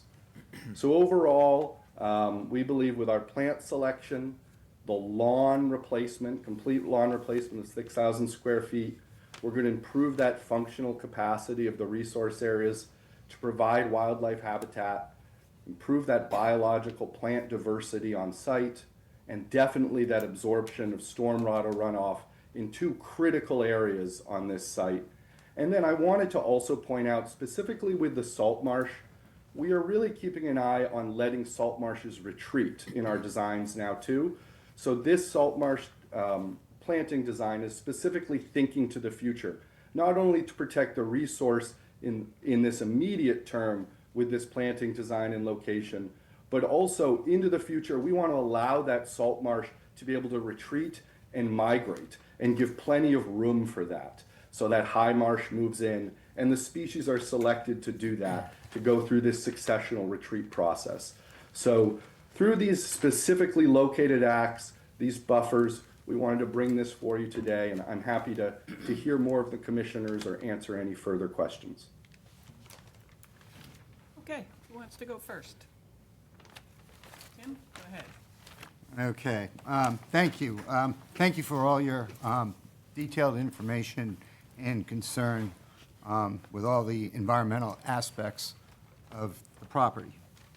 I do have one concern, and that is the aesthetics, which is defined on page 10 in the Town of Orleans Wetlands Regulations, Chapter 196A.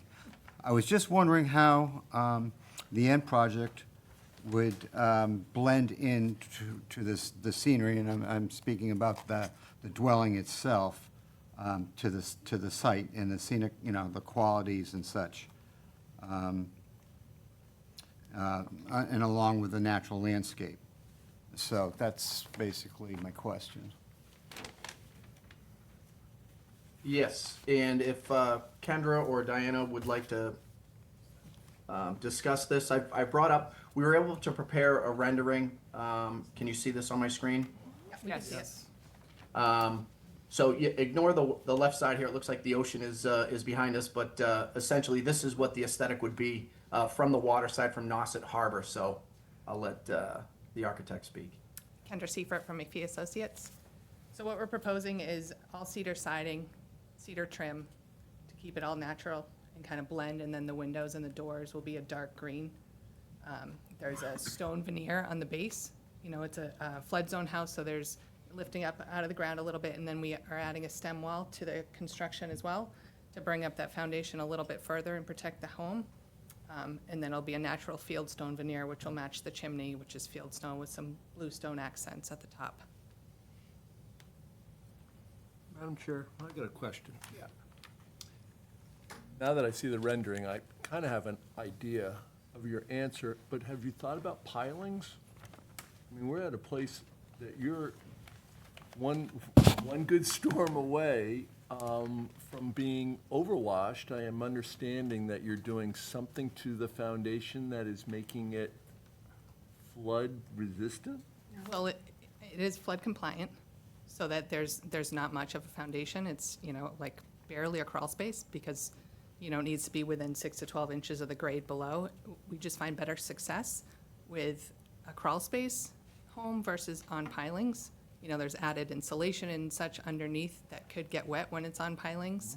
So you're basically proposing a place that water can flow underneath the house and go to the other side? Is that what I'm hearing?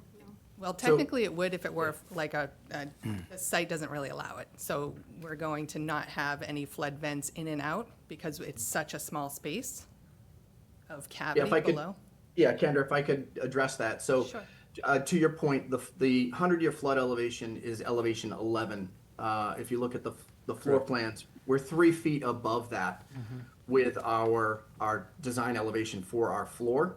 What we've done and incorporated within this design is to provide a curb wall above the framing, so the floor joists are actually seated inside the foundation. So if we do have any floodwaters, they get above that 100-year flood elevation, essentially up to that floor level, elevation 14. We have a solid foundation with a stone veneer around it, to prevent any water infiltration into that area.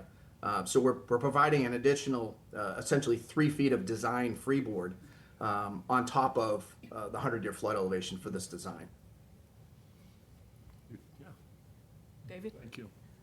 Thank you. Thank you for the rendering, and thank you for the use of the natural elements in the building. I do note that while there is a lot of glass, it faces east, so the only reflection that's going to occur is during the morning hours. The rest of the time, the windows will appear dark, like they're shown in the photograph here. One concern of mine is, I think you've done a great job fitting it on the site. Actually, two concerns. One is the mitigation, Ian. I see no reason, given the importance that you mentioned of the buffer to the adjacent salt marsh, no reason why we couldn't expand the mitigation to connect the two areas that you're proposing. We do have the path for residents to use to get to the water that could be maintained, but given the fact that you have the opportunity to do it now, I would strongly suggest looking into expanding the mitigation. And then lastly, I understand we don't have an issue with volume or square footage with this with respect to our regulations, but from a layman's point of view, the structure itself is being increased. If you talk about buildings, the porches, wood decks, and steps, there is a 950 square foot increase, and within the 0 to 50 foot buffer. And I do have a little bit of a problem with that. I don't have a problem with the project as a whole. I go, as you heard in an earlier hearing, I walk all over town with my dog, and I walk in this area with my dog. The existing house stands out like a sore thumb. There's nothing we can do about that. I believe the new house will look better with the elements you're proposing, but I question, when you look at the numbers that are proposed for this building, I'm questioning the need for an increase of 950 square feet within the 0 to 50 foot buffer. That being said, I'll reserve questions for later if I can. Judith? Yes, that was one of my questions as well. I see that you have 0 to 50 as a almost 1,800 foot reduction. I'd really need to know very specifically, where are those reductions? Because I too see it as an increase, and I think this is a huge increase in mass. Aesthetically, this should blend into the environment better. But unfortunately, there's almost no environment around it. So I think, from my standpoint, anything done on this property would absolutely need significant screening with trees from the public view shed to the building. So the salt, excellent plan to improve the ability for the salt marsh to migrate. That's fabulous, and thank you for that. And all the additional forbs and natives, excellent. I'd like to see zero lawn on this property, frankly, but there also has to be some canopy species to screen and soften any kind of physical structure from the public view shed.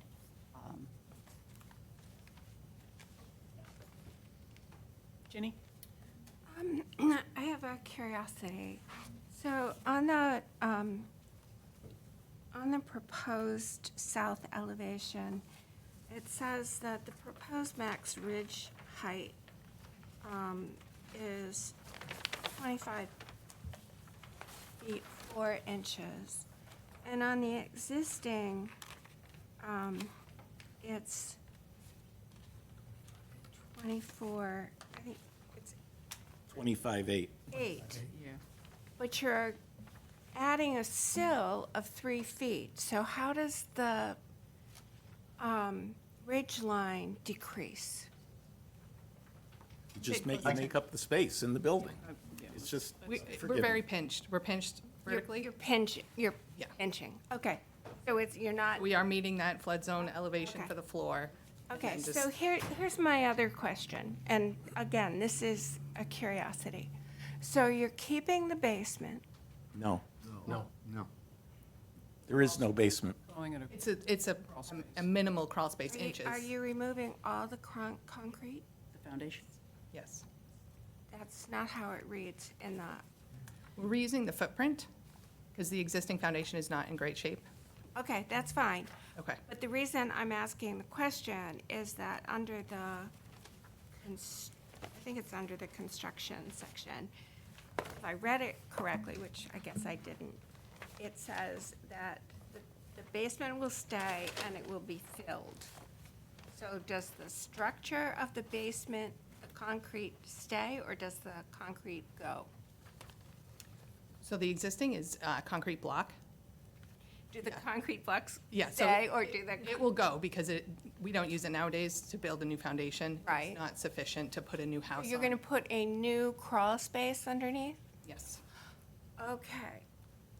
Much shorter than what's there today. So you're not filling the old foundation, you're taking the old foundation out.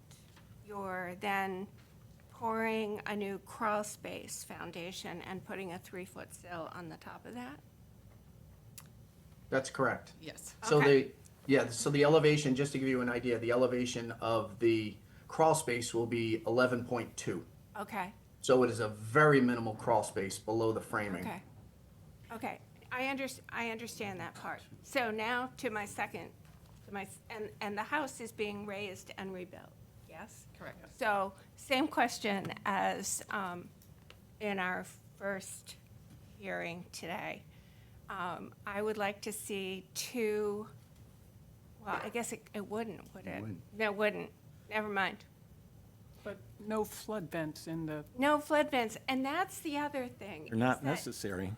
But if you've got water coming in gonna go around. to the point where you're concerned about having the house stay dry, and it hits the sill, that just, Madam Chair, could I? Yeah, go ahead. So the flood elevation is 11, right, I got that. where this is going to be above the flood It's gonna elevation. be at 14. If a significant storm event happens, the water will come in and wash around the building and go back out again. But before it does that, it's gonna hit the sill.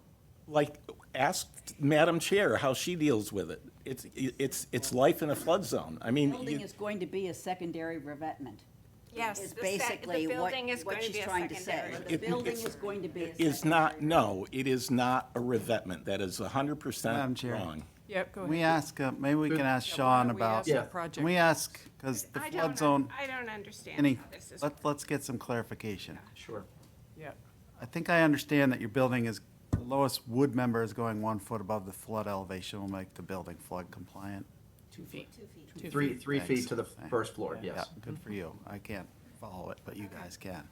So how does because we're going to talk about building code, I think, just to understand Yeah. what it's requiring for flood compliance. And I know there's wet flood compliance, which is a subtlety in there, but can you just explain how the foundation will be flood compliant to the modern code? Sure. 'Cause So the building's the- up and out of it. You're out of it. Yes, the building will be up and out, so the lowest Foundation's in it. adjacent. Yep, the lowest How- adjacent grade to the building will be 11.2. So the building itself will be compliant that it is out of the flood zone. So the building will be out of the flood zone.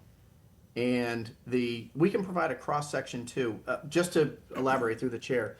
The flood zone is an AE11. It's a still water flood zone. We're not in a velocity zone. We're not in a moderate wave action zone. So essentially, as the water comes in, it's just going to elevate on the structure. And as David said, it will, if it does get above that elevation 11, it will go up on the foundation face, but the framing of the foundation is inside the foundation. There's a curb wall that essentially the framing sits inside of. So that if there's water on the outside, it's touching the concrete, but it's not touching any of the wood or infrastructure of the building. And that- So then we've we- got 3 feet above the ground level that this water could surcharge for a 500-year storm to come up along the outside of the building and then evacuate and recede. And again, we've paid particular attention to reducing the amount of impervious coverage within the flood zone. And that coverage reduction comes from the removal of that driveway. And if you look at the site plan and you look at the, which I think this is a significant point, looking at the driveway, the way that it is now, it's essentially taking any stormwater and flushing it directly down into the marsh Yeah. in that area. Well, So thank you. it No, was I key. asked the question, it was more of a building code question versus Yes. a performance standard of land subject to coastal storm flowage, which we do have a local one. I know there's not, that's Mm-hmm. a resource area. So I think it's, If I answered that question. you helped. Yeah, it's the Okay. foundation. Jenny, did that answer your question? It still sounds like a CES to me, but Well, I mean, it isn't It isn't. definitionally, but, It is not. The definition But- of. It is definitely not a CES. yeah, I mean, it doesn't fit the definition, but No. okay. it's not a velocity. Yeah, go ahead, Judith. So, my concern, many concerns with this project, but my biggest concern with this project is the waters, they are rising.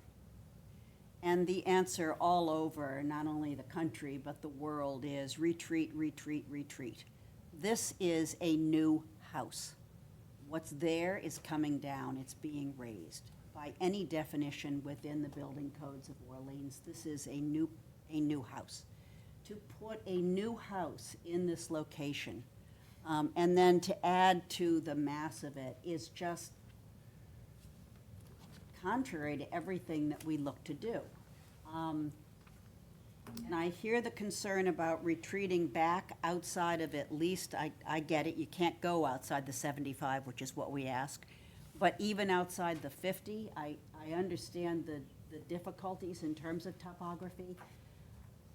But talking about how the waters are going to be interacting with this house at this point in time, we know this is going to happen. It's just so illogical to me that we would put a brand-new, huge house right into an area that we know is going to flood. And then we talk about providing for salt marsh retreat, which is wonderful, but we're basically even saying, we even know that the salt marsh is going to retreat around behind this house. So this house is going to be sitting on a little island. And very quickly, we're going to end up with a request to further armor the existing revetment because the house needs more protection from the rising waters. And so it goes. And the entire town looks at these projects and scratches their head and says, why are we even allowing this to happen in this town?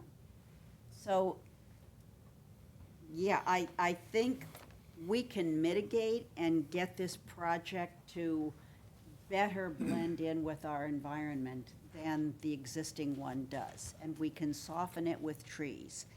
And what's being done in mitigation and habitat improvement is really fabulous.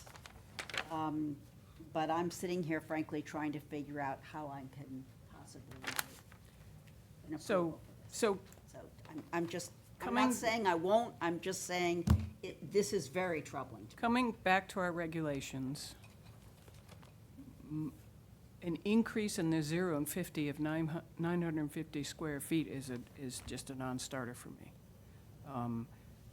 The mitigation is, I agree with David's point of connecting those two mitigations areas and eliminating all of that lawn. If you want the marsh to migrate, it's gonna migrate over there too. I know there's a difference in elevation, but it's gonna drift over there. The fire pit is another thing that can be eliminated. Shrinking the house so that there's no increased coverage in the 0 to 50. It's not an ACEC, but we tend to treat it as such. And then in the cove, and in this area, it's extremely environmentally sensitive. We all know that. So I appreciate the mitigation I appreciate moving the driveway, but we still have paved driveway. And where the old paved driveway was, there's still gonna be usage, because you're putting in the reinforced lawn and drive strips. So, a lot of this property, and also I have a question about the limit of work goes through to the north, goes through the tree line. Is there gonna be loss of trees up in there? There are 2 trees that will be coming out in And that where- area.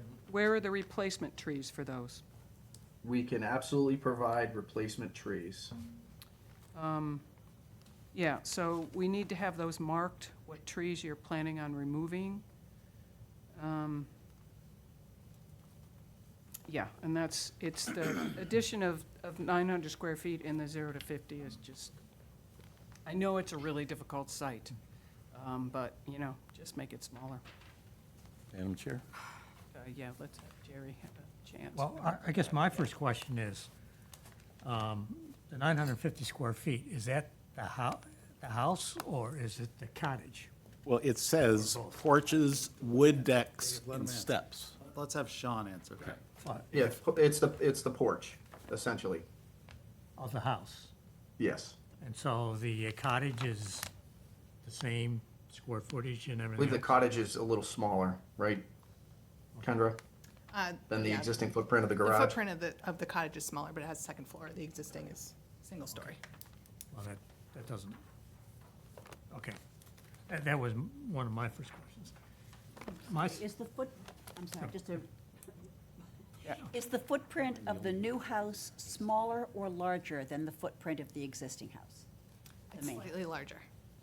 Larger, okay. I'm sorry. that was my question too. Yeah. When we say it's an increase, but you've got like basically 2 structures, which structure is increasing, which one is whatever. And I know it's pretty silly, but with me, on the plan, you've got like 1,000 feet of rock wall around the whole property. And I guess my question is, what type of rock wall is this? Is it like engineered stone? Is it just like, Fieldstone. fieldstone walls and, okay. I don't know what, so there is a coastal engineering structure on this lot. It's covered by Yeah, that's- shore dune. Right, but if you There's a- look, there's a they've got rock- rock walls all over, Yeah, Along the property there line. was like a all the property lines. hand side stone, property. field stone, Too many people talking, I can't One- follow. Yeah, the theme of the morning, I think. Yeah, So I'll follow whatever protocol we can establish. all right. But, Madam Chair, I'll answer Jerry's question because Sean and the team, I did point out the wall that's on the property line to the south, and it's just one line of stones. Right, Dave, John, sorry, go I ahead. guess Yeah. to answer your question, they have it there, but they also have it up all over the property, up near the new driveway and going all the way around. So that's why I was wondering, what type of rock wall? If it's a fieldstone, I guess it's pretty innocuous because that's what everybody has. gonna make Marsh Retreat kind of difficult, rock wall. But that was just wondering if, was that, right now, there's me. I have a problem with the fire pit too also. I just don't like fire pits in general, but I just don't like it where it's proposed. David? So, Sean, could you perhaps delineate on the plan when you come back where you're proposing the reinforced lawn? Just so Sure. it's a little clearer for us? Yes. And I hearken back to the 950 square feet that the other commissioners are bringing up. You have 2 structures here. An increase in coverage and its roofed area, because most of it's a porch, it is problematic when you're in the 0 to 50-foot buffer. I have an issue with that, but that being said, I want to commend you on your palette, your aesthetics, the design. I think this house will blend in much better than what's there. But some work remains to be done, and perhaps if you could give us a detail, Sean, on the reinforced lawn and how it works might be helpful at the next meeting as well. Yes. And please mark any trees to be removed. And somewhere, do we have the information about how the dimensions of the new foundation change? We can provide that.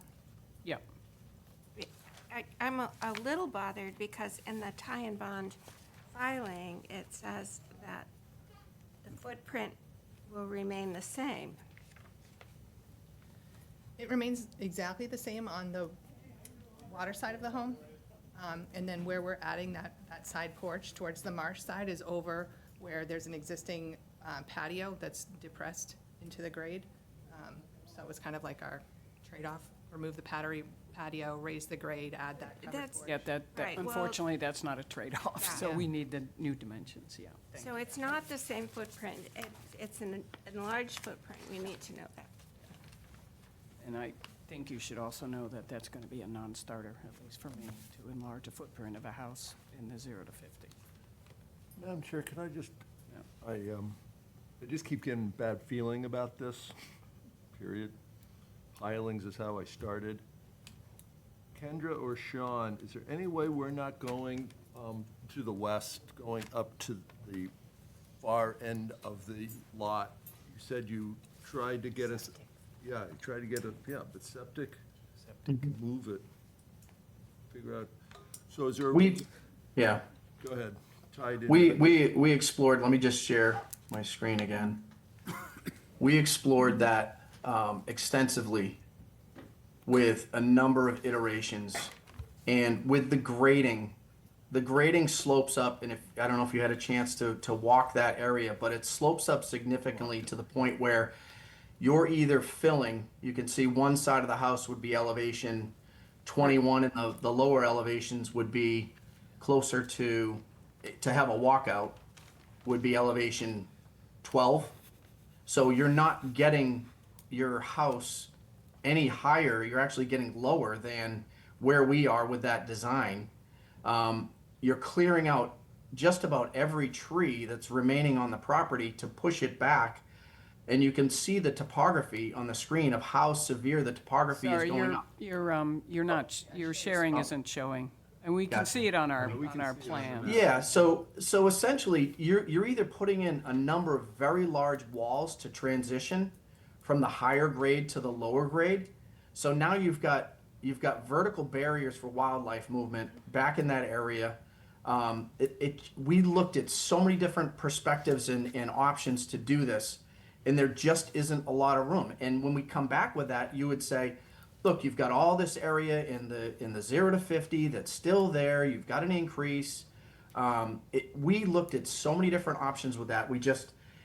We finally came to a decision that there was not enough environmental benefit to make that even a case to come before you. As far as the elevation goes, to do a flood-resistant building, it would require walls extending out beyond the foundation so that everything was up on the upper level. Either that, or you're creating a depressed area where you step down on a wall to get down to a lower area to get into the first floor, if you follow. So you're either doing a walkout, which is defeating the purpose because now your walkout is at flood elevation, or you're putting a huge wall in there so that everything's up on the first floor, up at elevation 20. Thank you very much, Sean. So, yeah. And not to mention the financial hardship of moving the house back with all those Just- elements that Sean just discussed. Yeah. I think we understand all of your concerns, and I think there is enough on this property that I think there's enough here that we can accommodate trees, we can accommodate mitigation.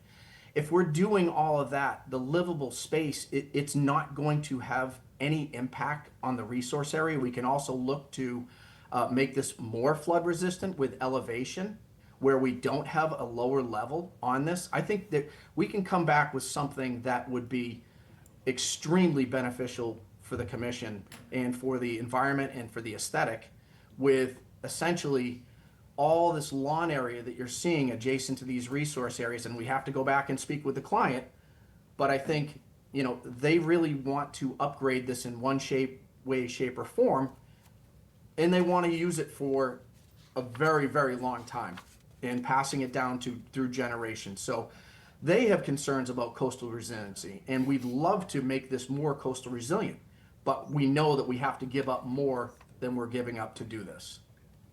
All right, commissioners, any other concerns Yes. we need to send folks away with? Judy, Yes. go ahead. Yes. So I will inevitably continue to have concerns. However, things for me that absolutely must be included when you come back is continuation of that mitigated area beyond the reinforced lawn, between the reinforced lawn and that proposed crushed shelf. All of that should be naturalized. No lawn, no, no manicured hardscaping, blah, blah, blah. Turn it back to the animals, give it to the critters. Naturalize it so that it can be good habitat. So a significant increase in the area to be covered and taken care of by Wilkinson.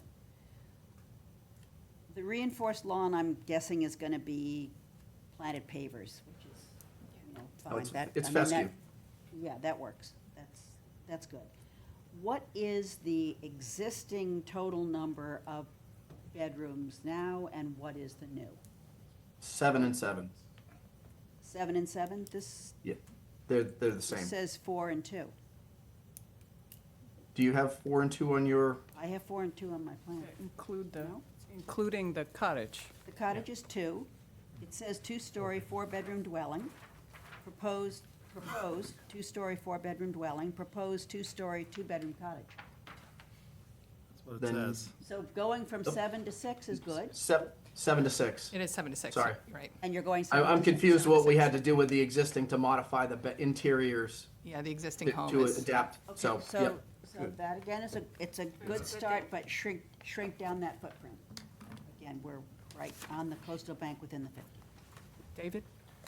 I'm going back to Jerry's comment about the rock walls. I mean, it was pretty evident when we were at the onsite. They're hand-thrown, hand-created walls. There's no concrete in them. I disagree that they will prevent salt marsh migration. I've seen walls go right through the middle of marshes. So I don't have a problem with the walls, and I just wanted to bring that up to the applicants before they come back. John? Because thank you, Madam Chair, because I spoke on this before, I think we have just a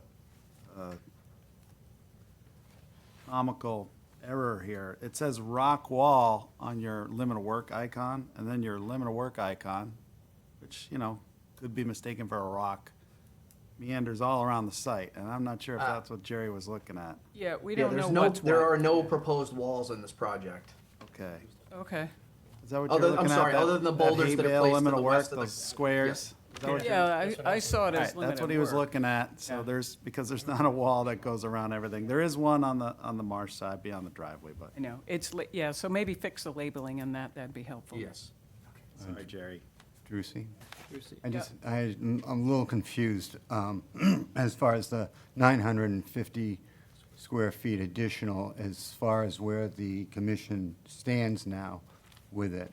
Because at one time, you said it's a non-starter. Is it still a non-starter? Well, I mean, everyone has their own thoughts on it. To me, it's a non-starter. Okay. In the 0 to 50, it's right on a coastal bank. It's an increased footprint in a building that, Right, so my point is maybe we can hopefully reduce that to Yeah, better. through the chair. Yep. I think that if we're going to be looking to provide a planting plan or a mitigation plan that essentially restores, as Judith has said, the majority of this site back to a native, an overwhelming amount of removal of lawn. that this is a minor consideration for that to really consolidate the human use areas of this property into that. And again, that will not have any impact, negative impact on any of the resource areas and with the enhancement of the buffer zones. So I just want to keep that in your mind in the perspective that right now it may seem like a bad idea, but if we come back, I want you to just have an open mind to what the overall benefit of the project is and what limited, if any, impact that would have on any of the resource areas. So I just want, through the chair, I'd like to just keep an open mind on that. Okay? Yeah, Ken? Kendra, I'm not sure if I'm directing this properly to you, but in the project narrative, in section 4, the regulatory compliance, it refers to the Massachusetts regulations and then the Orleans regulations. I wonder if it's kind of silent on the aesthetic-related guidance that we provide. And I wondered if you just would consider particularly the blending aspect, including a narrative on that, so we could better understand what your concepts are. Sure. That's a good idea. Okay, is there any public comment on this project in the room? Mia, anyone online? Yep, I'm gonna bring this person in, hang on. Okay.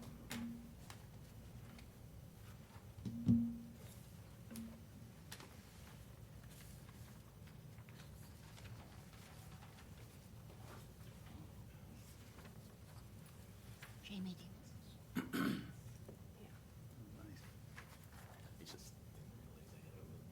Yes, I'm Warren Spica.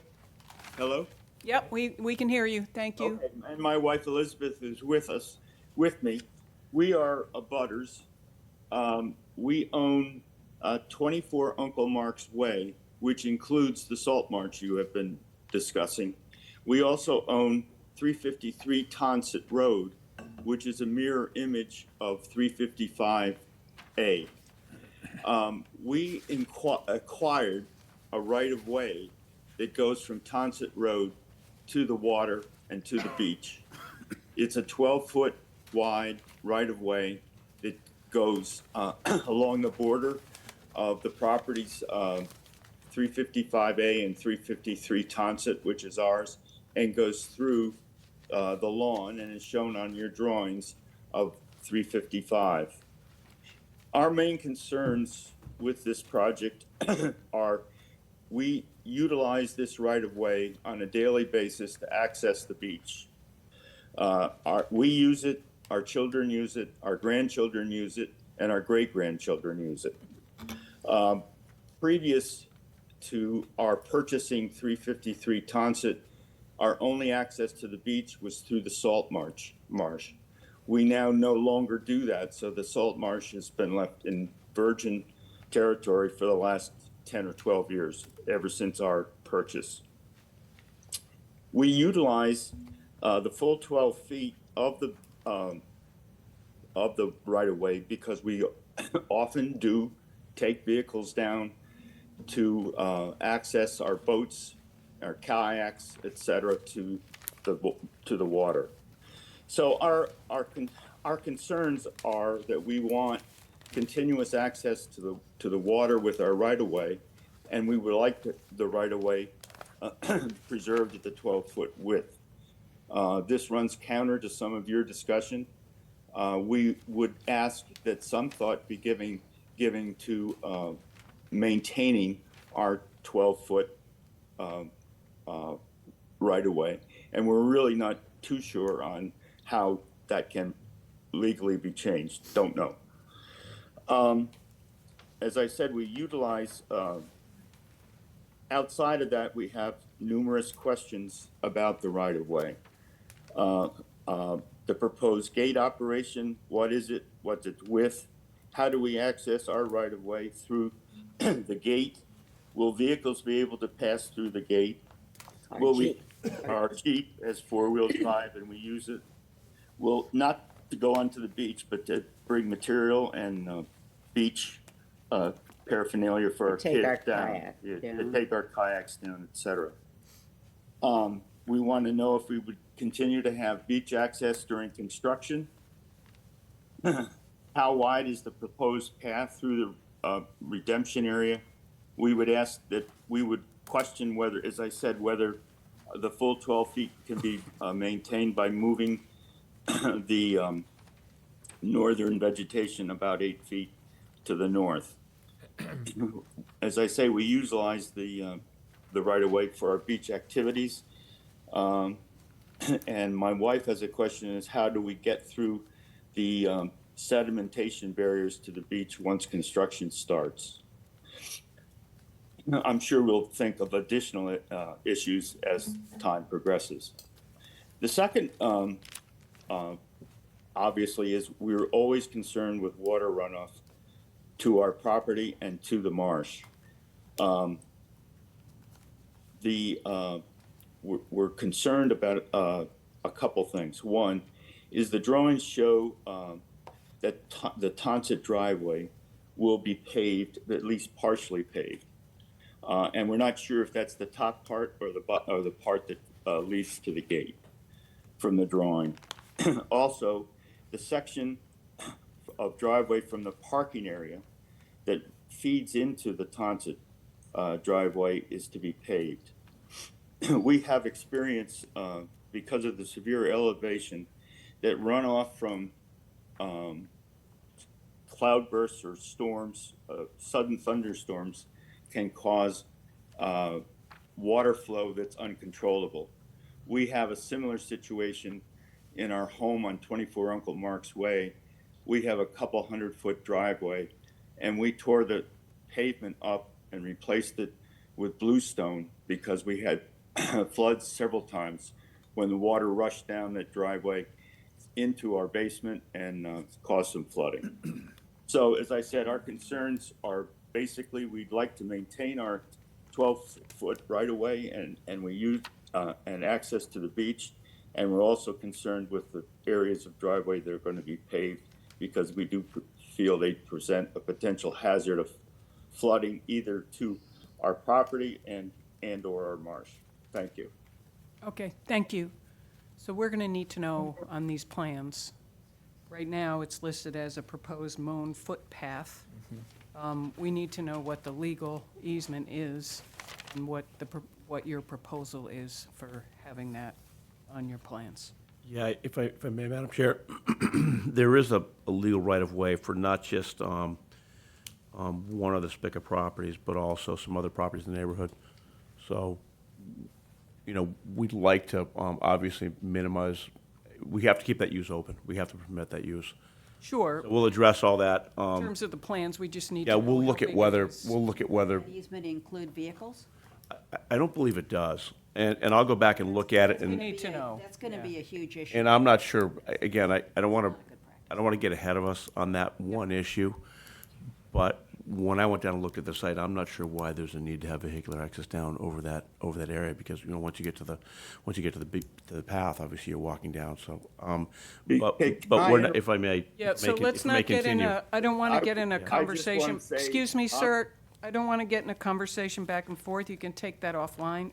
The commission just needs to know via the plans what, And we will, we'll address those issues. We'll take a look at that, and we'll address those issues in the next iteration of the plan that you see. okay, thank you. I believe it's attached to our 353 property, the right-of-way. Okay, so I assume the lawyers will reach out to you and you guys will figure it out. Okay, thank you.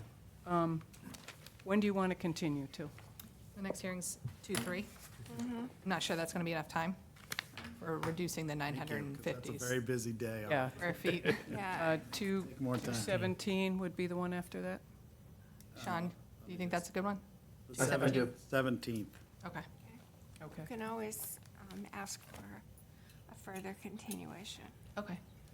Okay, so for 217, can I get a motion? I move to continue the discussion for 355 Tonsett Road to 217, Second. 26. All those in favor, Tim? Aye. Ginny? Aye. Dick? Aye. Judith? Aye. Jerry? Aye. Jersey, aye, and Ken.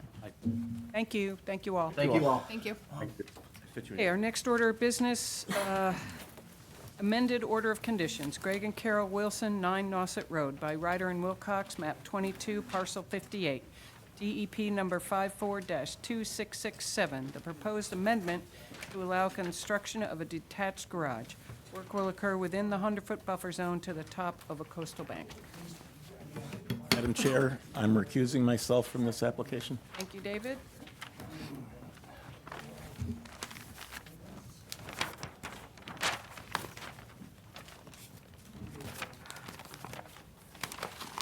Good morning. Stephanie Morning. Sequin again with Roder and Wilcox, and this is Greg Wilson. He and his wife Carol own the property at 9 Nauset Road, and we are requesting an amended order of conditions to allow the construction of a detached garage. Just about exactly 1 year ago today, you voted to approve an order of conditions for the removal and replacement of the existing one-story dwelling with a new two-story dwelling.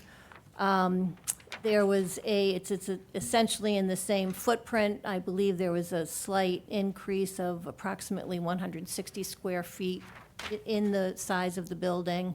A 5-bedroom, the remaining 5 bedrooms, so the existing Title V system is remaining in use. They'll just connect the new building to the existing septic.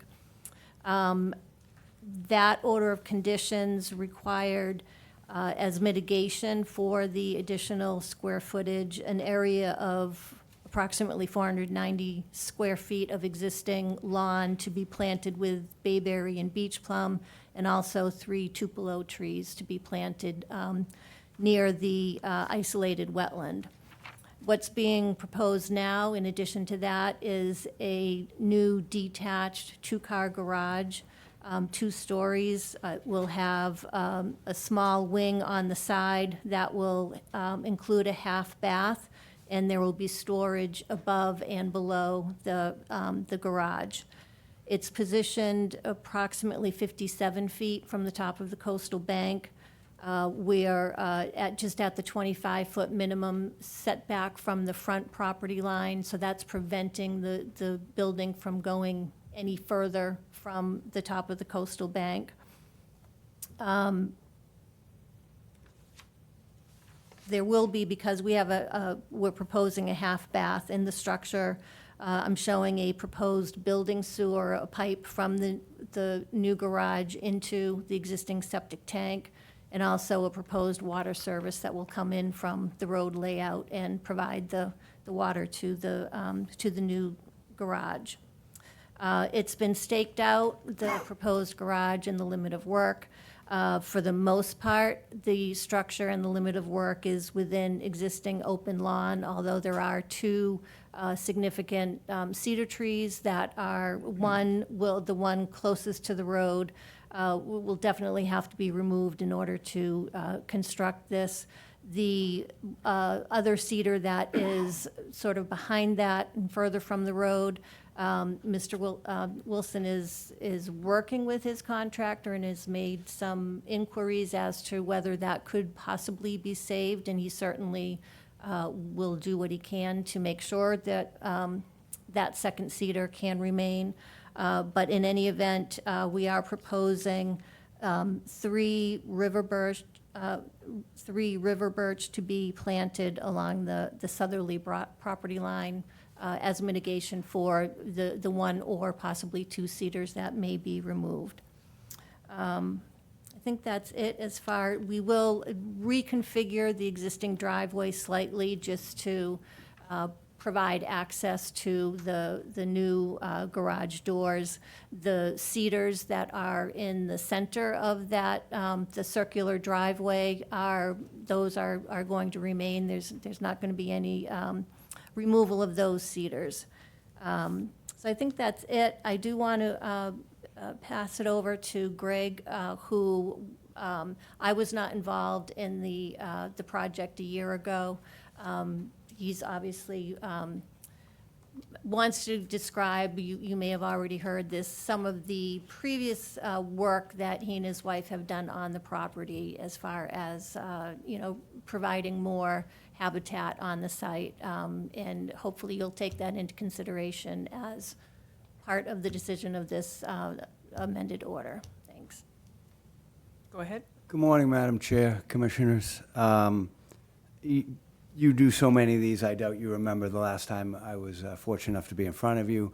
I just want you to know, we take the environment there pretty serious. We have done what I would consider, most people would, a wonderful job in reestablishing the bee population there by putting in numerous very large lavenders.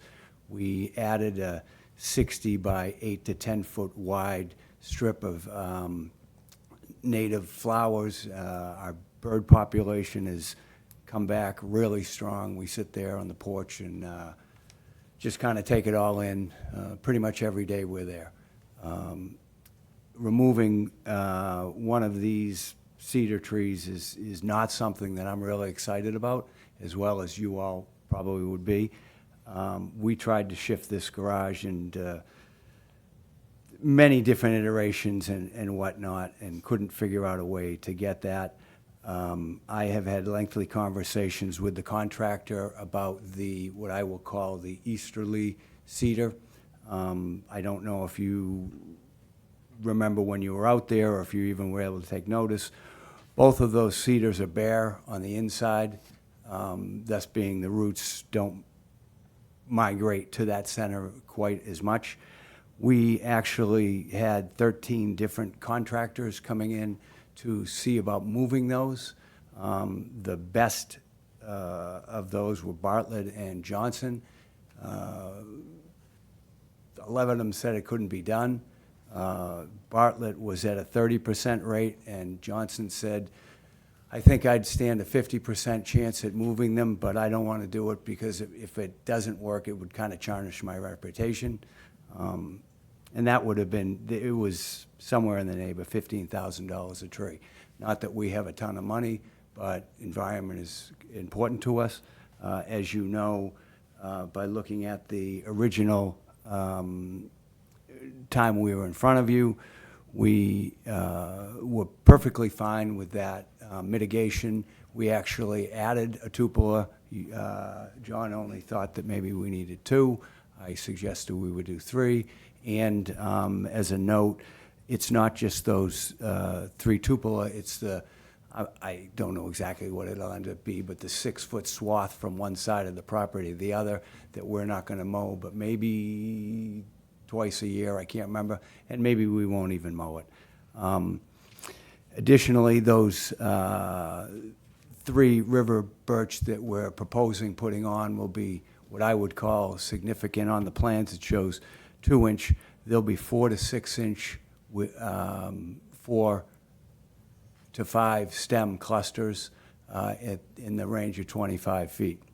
We'll get those from a local source, the farm. We try to always buy things locally. Just a note,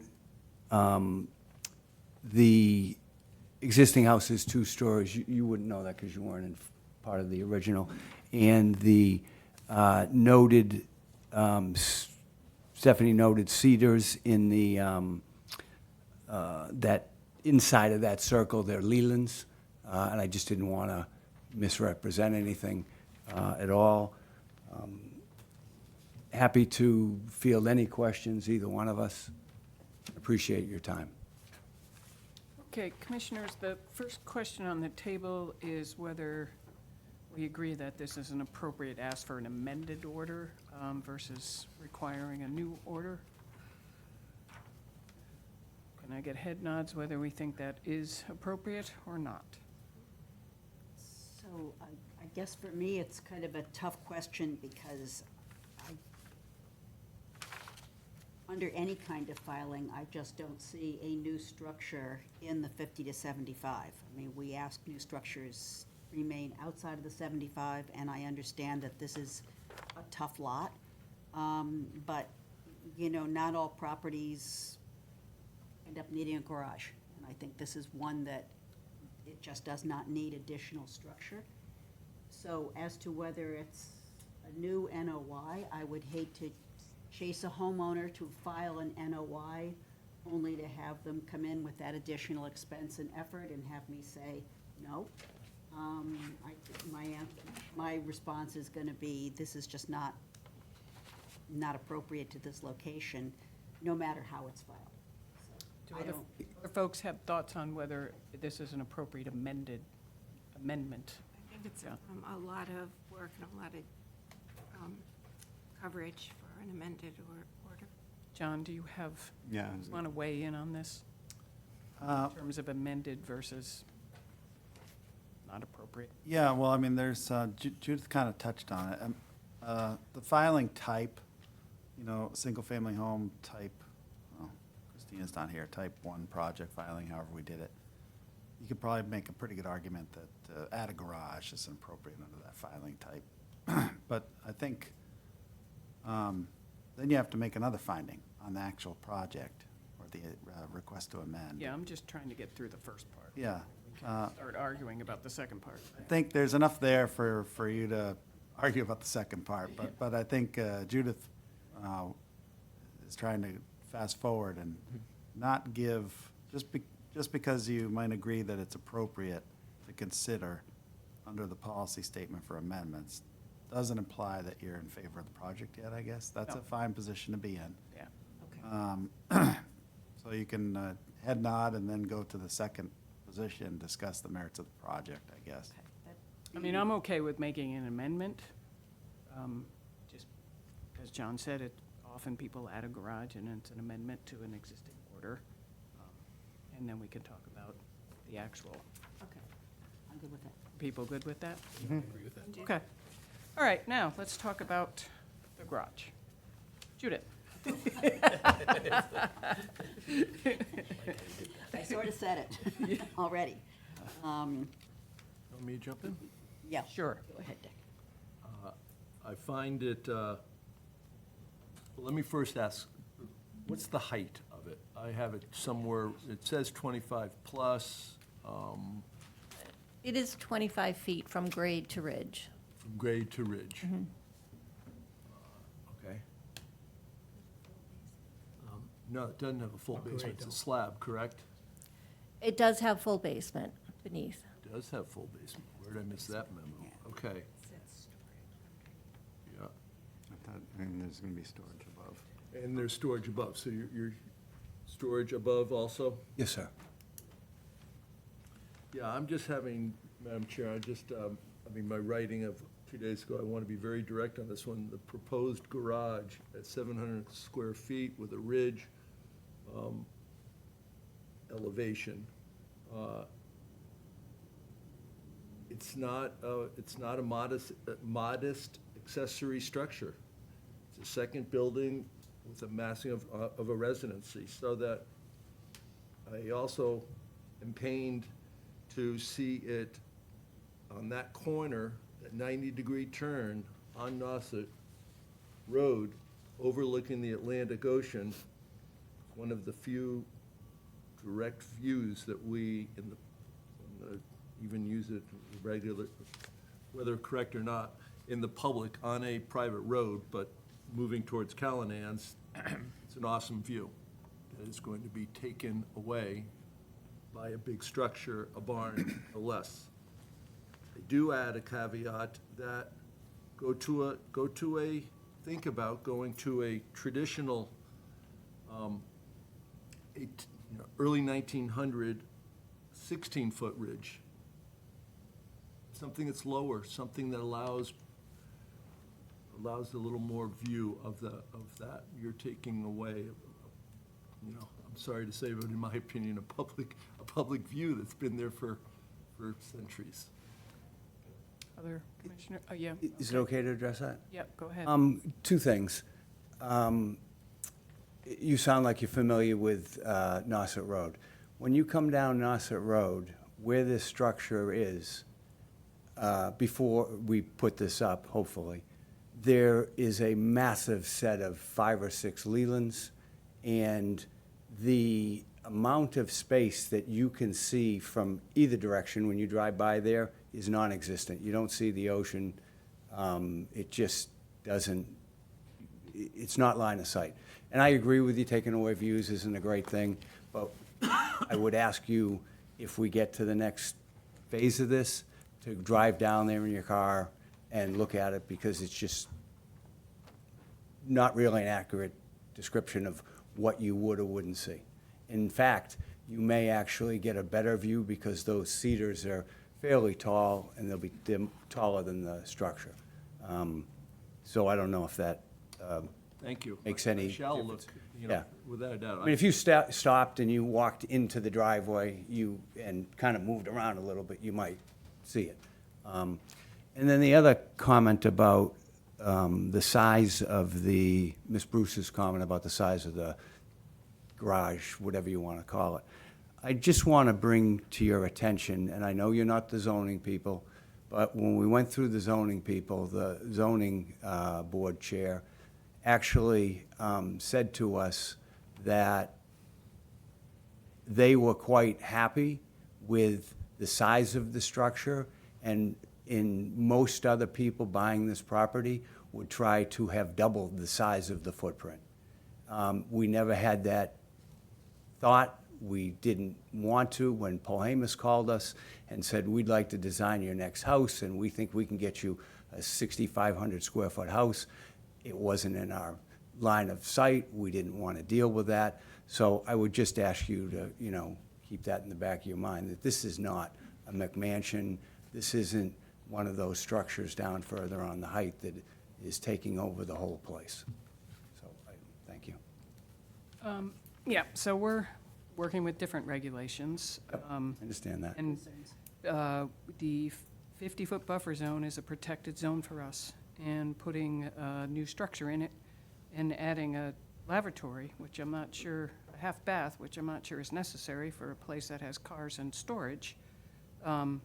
Curious as to why that's there, if it's only. We're not proposing work in the 50-foot buffer. The limit of work is I'm sorry, just outside the 50. I'm sorry, the 75. We, The 50 to 75. Yeah. We asked that new structure be outside. structure outside. Where the feasible, and we are right at the 25-foot setback from the property line on Nauset Road.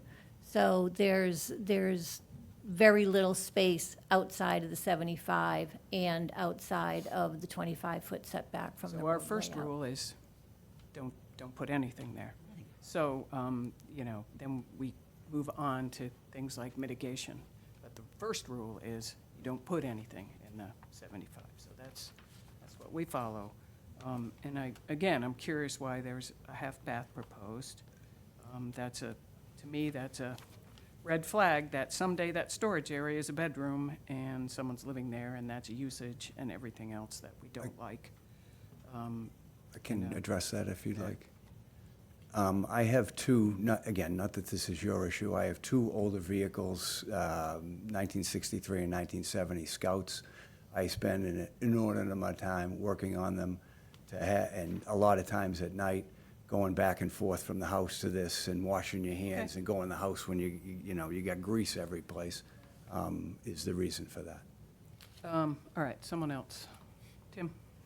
I'm not really opposed to a two-car garage, maybe smaller.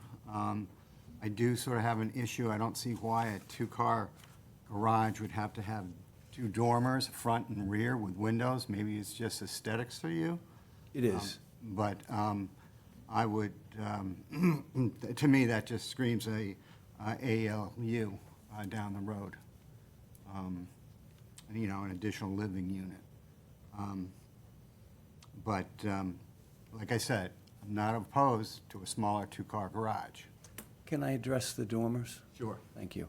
The reason for the dormers is it creates head height, and we're moving from two houses to one, and we have an awful lot of stuff. I have a lot of tools and family relics, things like that. The space would be probably conditioned, and that's because of the building department would have to have that to have the water flow through. That has to be a conditioned space. And so I don't know if that answers your question about the dormers. Okay, then you addressed it. Okay. Anybody else? Jerry?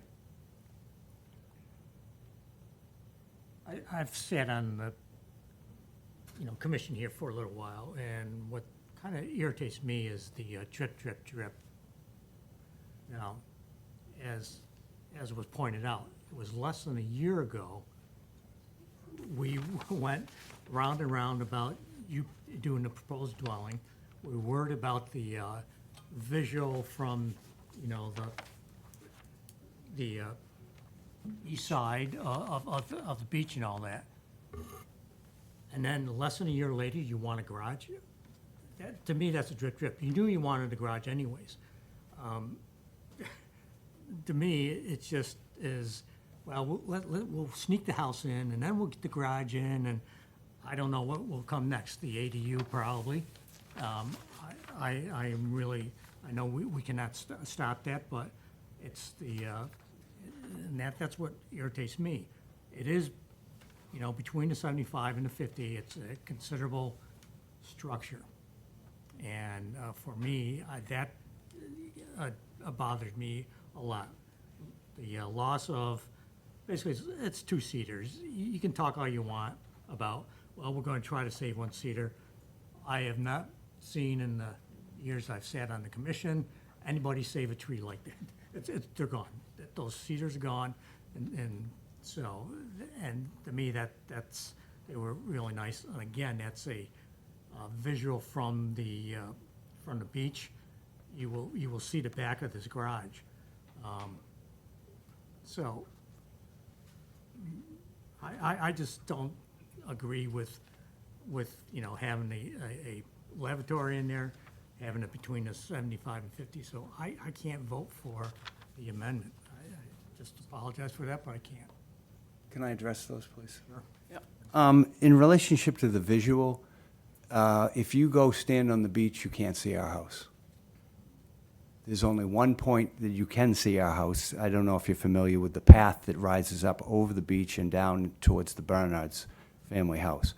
If you're standing at the top of that, which pretty much people don't stand there, that's the only spot you can see our house. Where the garage is, because it's shifted, and there's a lot of other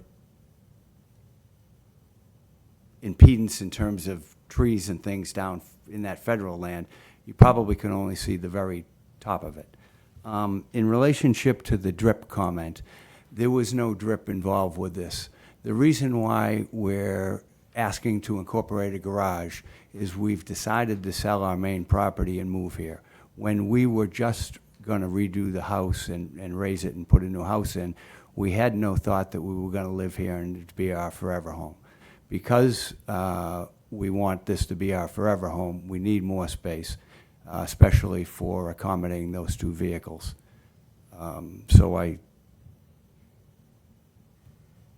That's my response to your comments.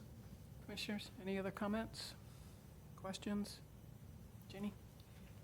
I remember the conversations we had a year ago, and I think at that point, we probably brought up that we often ask for a 25-foot buffer strip.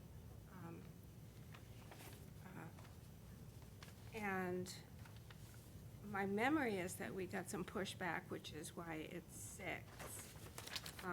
with some narrative that said that you needed to use the lawn area for recreation. I'm disturbed by the mass of this this proposal. A full basement, 2 bays, a garage, and full dormered upstairs with no additional mitigation at all. I think there's too much, there's just too much coverage on this property, and I can't support it. Anybody else? Is there any public comment on this project? Yes. Go ahead, please go to the mic. Get your steps in.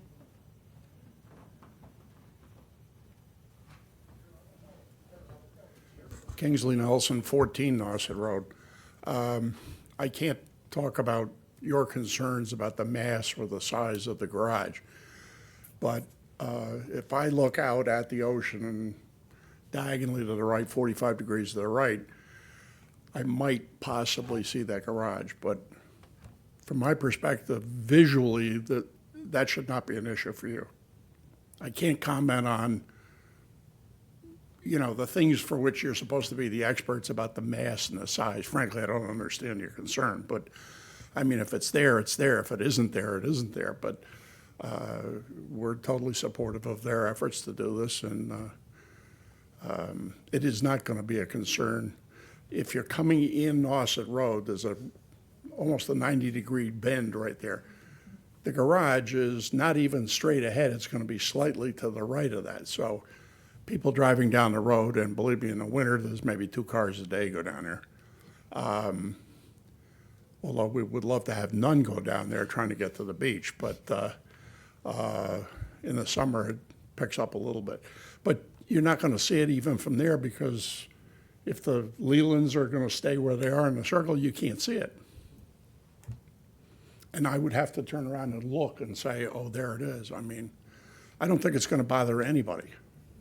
I'll be honest with you. That property is significantly lower than where we are. So you see right over the top of it.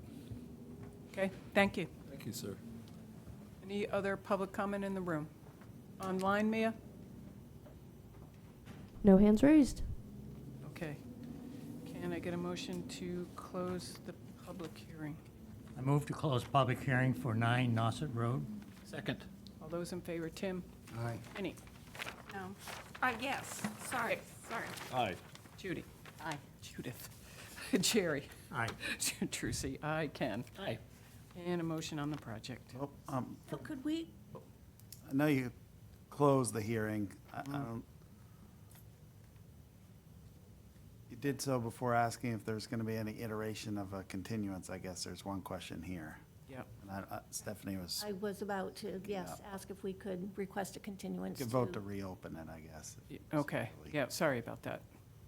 Yeah, yes, if you'd like a continuance to address some issues you've heard today, that's fine. We would, and I think maybe to the February 17th. Okay, Can I just have the commission vote to withdraw your closing of the public hearing real quick? Someone want to make that motion? Can I get a second it, and motion vote it? to withdraw the closing of the public hearing? So moved. Second. All those in favor, Tim? Aye. Jenny? Aye. Dick? Aye. Judith? Aye. Jerry? Aye. Trucy? Aye. Ken? Aye. All right, thanks for that. While the hearing is open, right, you can allow the applicant to continue to modify their design. And remember, on the amendment, it's a little different, so when we get to voting, it sounds like it might not be today. We'll listen to Stephanie here in a sec. It's really, I would suggest to you the motion that's outside the scope or something like that. We don't have to go through performance standards like we would have noticed, because the applicant still has the right to then file the next day a notice of intent for a new project. That's a little bit, we make more detailed findings on that, but perhaps we can hear if they'd like to continue to revise this proposal in any way, especially perhaps to save the cedars, I guess. So yes, we would like to request a continuation, look at shrinking the building, maybe reducing the height would allow me to get it closer to the main house and pull it further from the cedars, further from the bank, so. And I was gonna ask that question, because you're showing 25.5 separation from the main house, and is Based that on your the height height. away? Is that rule? It is based Not a on rule the of ours. I had a question on that I didn't get to ask, but thank you. Any other concerns, commissioners, you want to point out before they go back and work on this? I will say that the gentleman who spoke about the vista and with Mr. Wilson's comment, I will go take a look, and, because that is one of the only problems that I saw outside of size, so that if they work on height, and I will check out the vista. Maybe I'll give you my best shot. My concern, quite frankly, is adding a bathroom and therefore water and filling out and having a second story is going to turn into a new bedroom and septic and additional stress on the septic for this property. And so that's, if there's a bathroom there, it's an absolute no for me. Ken?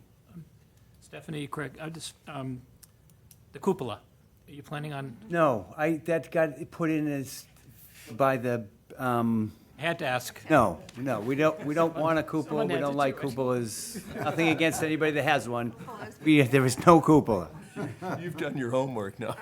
Ken, thank you for raising I'm that. impressed by that answer. Thank you. Yeah. That was the most definitive answer we got all. Anything else folks should know before they potentially ask for a continuance? Shrink it and move it as far out of the 1575 as possible. Too much. No. Apple? Okay. We need Mute. to vote on Oh, we need to see if Stephanie, do you have a want a date? continuation. Oh, the 17th? 17th for the continued public hearing of the request to amend? Can I get a Move to motion? approve the following discussion for 9 Nauset Road to 217. Second. All those in favor, Tim? Aye. Ginny? Aye. Dick? Aye. Judith? Aye. Gary? Aye. Tracy? Aye. Ken? Aye. Okey-doke. Very good, thank you very much. Thank you. Next order of business, continuation, David Betts, Hinkle Lane, by Down Cape Engineering, map 60, parcels 9, 10, 37, 41 through 45. The proposed road repair and installation of new drainage will occur within the 100% buffer zone to a bordering vegetated wetland within land subject to coastal storm flowage. Your Good, patience. still morning. Kind of toasted my schedule, but that's okay. Dan Odula from Down Cape Engineering. I think this should be a quick matter. It was just a continuation. We wanted to touch base with DEP on a couple little issues, and we heard from NHESP, no take. Letter came in. Peter Baucus is all set with the couple little changes he had. We had checked the wrong box, as you recall, on land subject to coastal storm flowage versus inland flooding, but no fill, so he wasn't concerned with that. The emergency work order is fine with him. He just wanted to show, highlight it to you guys to make sure you took a look at it, which we did, and talked that through. And that was about it. Again, the NHESP is all set. We did introduce, as was requested, a stormwater O&M plan. I dated 1/13/26. I just had my office email to John. We had a typo. We left one little paragraph with some fertilizer. We said no fertilizer, and then we said that there was a schedule for fertilizer, so we deleted that typo. So those were the things. I do have a couple of green cards here. I don't know if you want them, John. take them, They maybe yes. came in after or whatever, but here's the cards. But that's about it. Revised plan, just like you talked about. Added a little area for it to sheet off on the super elevated section, and a couple of notes per your approval. Be glad to answer any questions if you have them. John? you Just had- follow up from the office. Thanks. As Dan said, he calls it NHESP, NHESP, right? We did get the exempt letter from them. And he mentioned our circuit writer at DEP by name, who's seen the revised stormwater submittal, and has signed off on his initial stormwater comment. That's Peter from Lakeville. I also received late, I'm going to read in a piece of public correspondence. It comes dated today, but I had swapped emails with the property owner before that. And it comes from Penny Wells, who owns an abutting property, and if Penny's listening, she'll forgive me because I'm simply going to read her last paragraph. Even this was late, I would have circulated it. So I'll read the last paragraph. Just for background, I'll summarize that the Wells family owns 16 and 20 Hinkle Lane and is immediately adjacent to the wetland that the road repair is immediately adjacent to. And last paragraph, our family is very, very grateful for the supportive efforts of David Betts and the Neighborhood Association to address the situation now.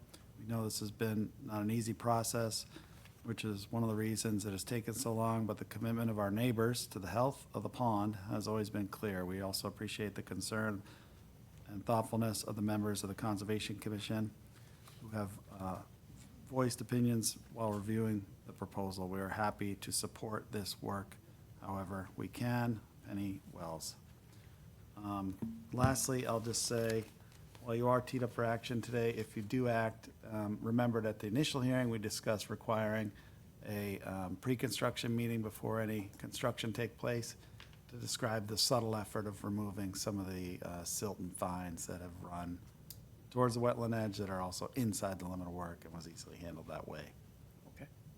Well, and also we wanted to, at the pre-construction meeting, have the water department participation. in- Thanks, I can make that happen, no problem. Yeah, it's the water line. Questions, anyone, commissioners? Ken? Dan, if you could just enlighten me a little bit on unsuitable soil and the removal thereof. I know you've identified it as fill and peat. Is that tied to the frost susceptible footnote that you have there as well? So is that with respect to the drainage? Yes, the test hole, the test hole logs, and you got a Yeah. note about it, cross So section. it's a typical note. The fill that was there was sandy. We took a sieve analysis of it. It's going to be fine for putting the drainage in, so there's no real soil strip out needed there. It would be nonsensical to dig way down into that any deeper than we need to on it. So that was, the fill is suitable for putting some drainage into, so no real strip out required there. Under the road base, you also take a look and make sure that there's not more than 10% passing the 200, so it doesn't frost heave on you, but that's on the pavement section. Okay, Yeah. thank you. That's all I got. Anybody? Okay. Is that 10% passing the 200 screen on a sieve analysis? He talks so fast, but he is an expert in this stuff, so. That's Not everyone on- can follow you, Dan. Yeah, there's a note on the pavement cross-section. We'll circle back to these. These are No good worries, points for us that's to more of an discuss engineering later. thing than something you guys would worry about, yeah. Okay. Those are silts and fines, people. Any public comment? Online? Move to close the public hearing. Move to close the public hearing for Anchor Lane Road repair. Second. All those in favor, Tim? Aye. Ginny? Here. Hi. Aye. Yeah. Dick? Judith? Aye. Gary? Aye. Jersey? Aye. Ken? Aye. And a motion on the project. Move to approve the project for Hinkle Lane Road repair, referencing project narrative by Down Cape Engineering dated 12/19/2025. Site plan by Down Cape Engineering, the latest revision of 1/13/2026. The stormwater operations and maintenance plan by Down Cape Engineering dated 1/13/2026, with a special condition of pre-construction meeting with Conservation Department, which would include the Water Department participation. Through the chair, the stormwater O&M was revised today, 1/20/26. We just submitted it again. I had a typo on it. Because of the typo. Yeah, That's fine. so if you want to be technically accurate. So amended? So amended. Second. All those in favor, Tim? Aye. Ginny? Aye. Dick? Aye. Judith? Aye. Jerry? Aye. Jersey? Aye. Ken? Aye. Thank you. Appreciate your time very much. Thank you. Thank you. Okay, next order of business, Chairman's business. Vote to send a letter to the Cannabis Control Commission to support a waiver request that would redirect mandated contributions of the Positive Impact Plan to the Putnam Pantry Project. Putnam Pot Pantry. Yeah, this is not a town project, but there's a, you want to try this, Trucy? or- Yeah, so. What does this mean? So the folks who own the cannabis dispensary next to the Agway, in order to get recertified, you have to have essentially a public project. So contribute to the town or contribute to the area that you're in. So the project that they have endorsed and worked on is to provide food to areas in need on the Cape. And that involves them spending money, and one of the things they do is they buy produce from the farmers at Putnam Farm. Okay. Which is why it involves us. What they're trying to do is petition the state. Right now, much of that food goes off Cape to Wareham. Sorry, Wareham, but you're off Cape. And I'm going to get argument on that. You are going to get. Because it's a designated area of need. Yes. And Orleans is not. But what they're trying to do is petition the state to keep more of that food local. Okay. To the Pantries. yeah, the food pantries local, so that we get more food in Orleans and surrounding towns from Putnam Farm. So the letter is in support of petitioning the state to allow them to do that. Okay, Yeah. thank you. Yeah, it's just a really, this is a private thing that's happening out there. It involves Lower Cape Outreach Council, which helps distribute some of this food. It involves the farm property because some of the food is grown there by some of our growers. And we heard about it the other night at the Agricultural Council, and I think the Lower Cape Outreach Council, as well as maybe even the Select Board, might be also writing the Cannabis Control Commission and describing that there's a geographic mismatch of local need, and that Orleans is a region with significant need, especially food security. So this is kind of a crazy project that dovetails back to a property of ours that didn't know if you wanted to support the highlighting of the geographic mismatch, perhaps, with the draft letter. Questions, concerns? Thank you. Choose to support it, I guess a vote to authorize the chair to sign a letter describing his support for the requested waiver sufficient. So moved. Yeah. There you go. So moved. I second. Second. Okay, all those in favor, Tim? Aye. Ginny? Aye. Dick? Aye. Judith? Aye. Jerry? Aye. Tracy? Aye, and Ken? Aye. Okay. Anytime. It's the easiest way. And then meeting minutes of 12:16. Any comments, additions? Can I get a motion to approve? I move to approve the meeting minutes for 12/16/2025. Second. All those in favor, Tim? Aye. Ginny? Aye. Dick? Aye. Judith? Aye. Jerry? Aye. Tracy? Aye. Ken? Aye. And the minutes of 1/6/26. Any additions, changes? If not, a motion, please. I move to approve the meetings for 12/6/2026. 1/6. Second. 1/6. All those in favor, Tim? Aye. Ginny? Aye. Dick? Aye. Judith? Aye. Jerry? Aye. Tracy? Aye. And Ken? Aye. Is there any public comment? Not in the room, No online? hands raised online. Okay. Can I get a motion to I move to adjourn? adjourn. Second. All those in favor? Aye, aye.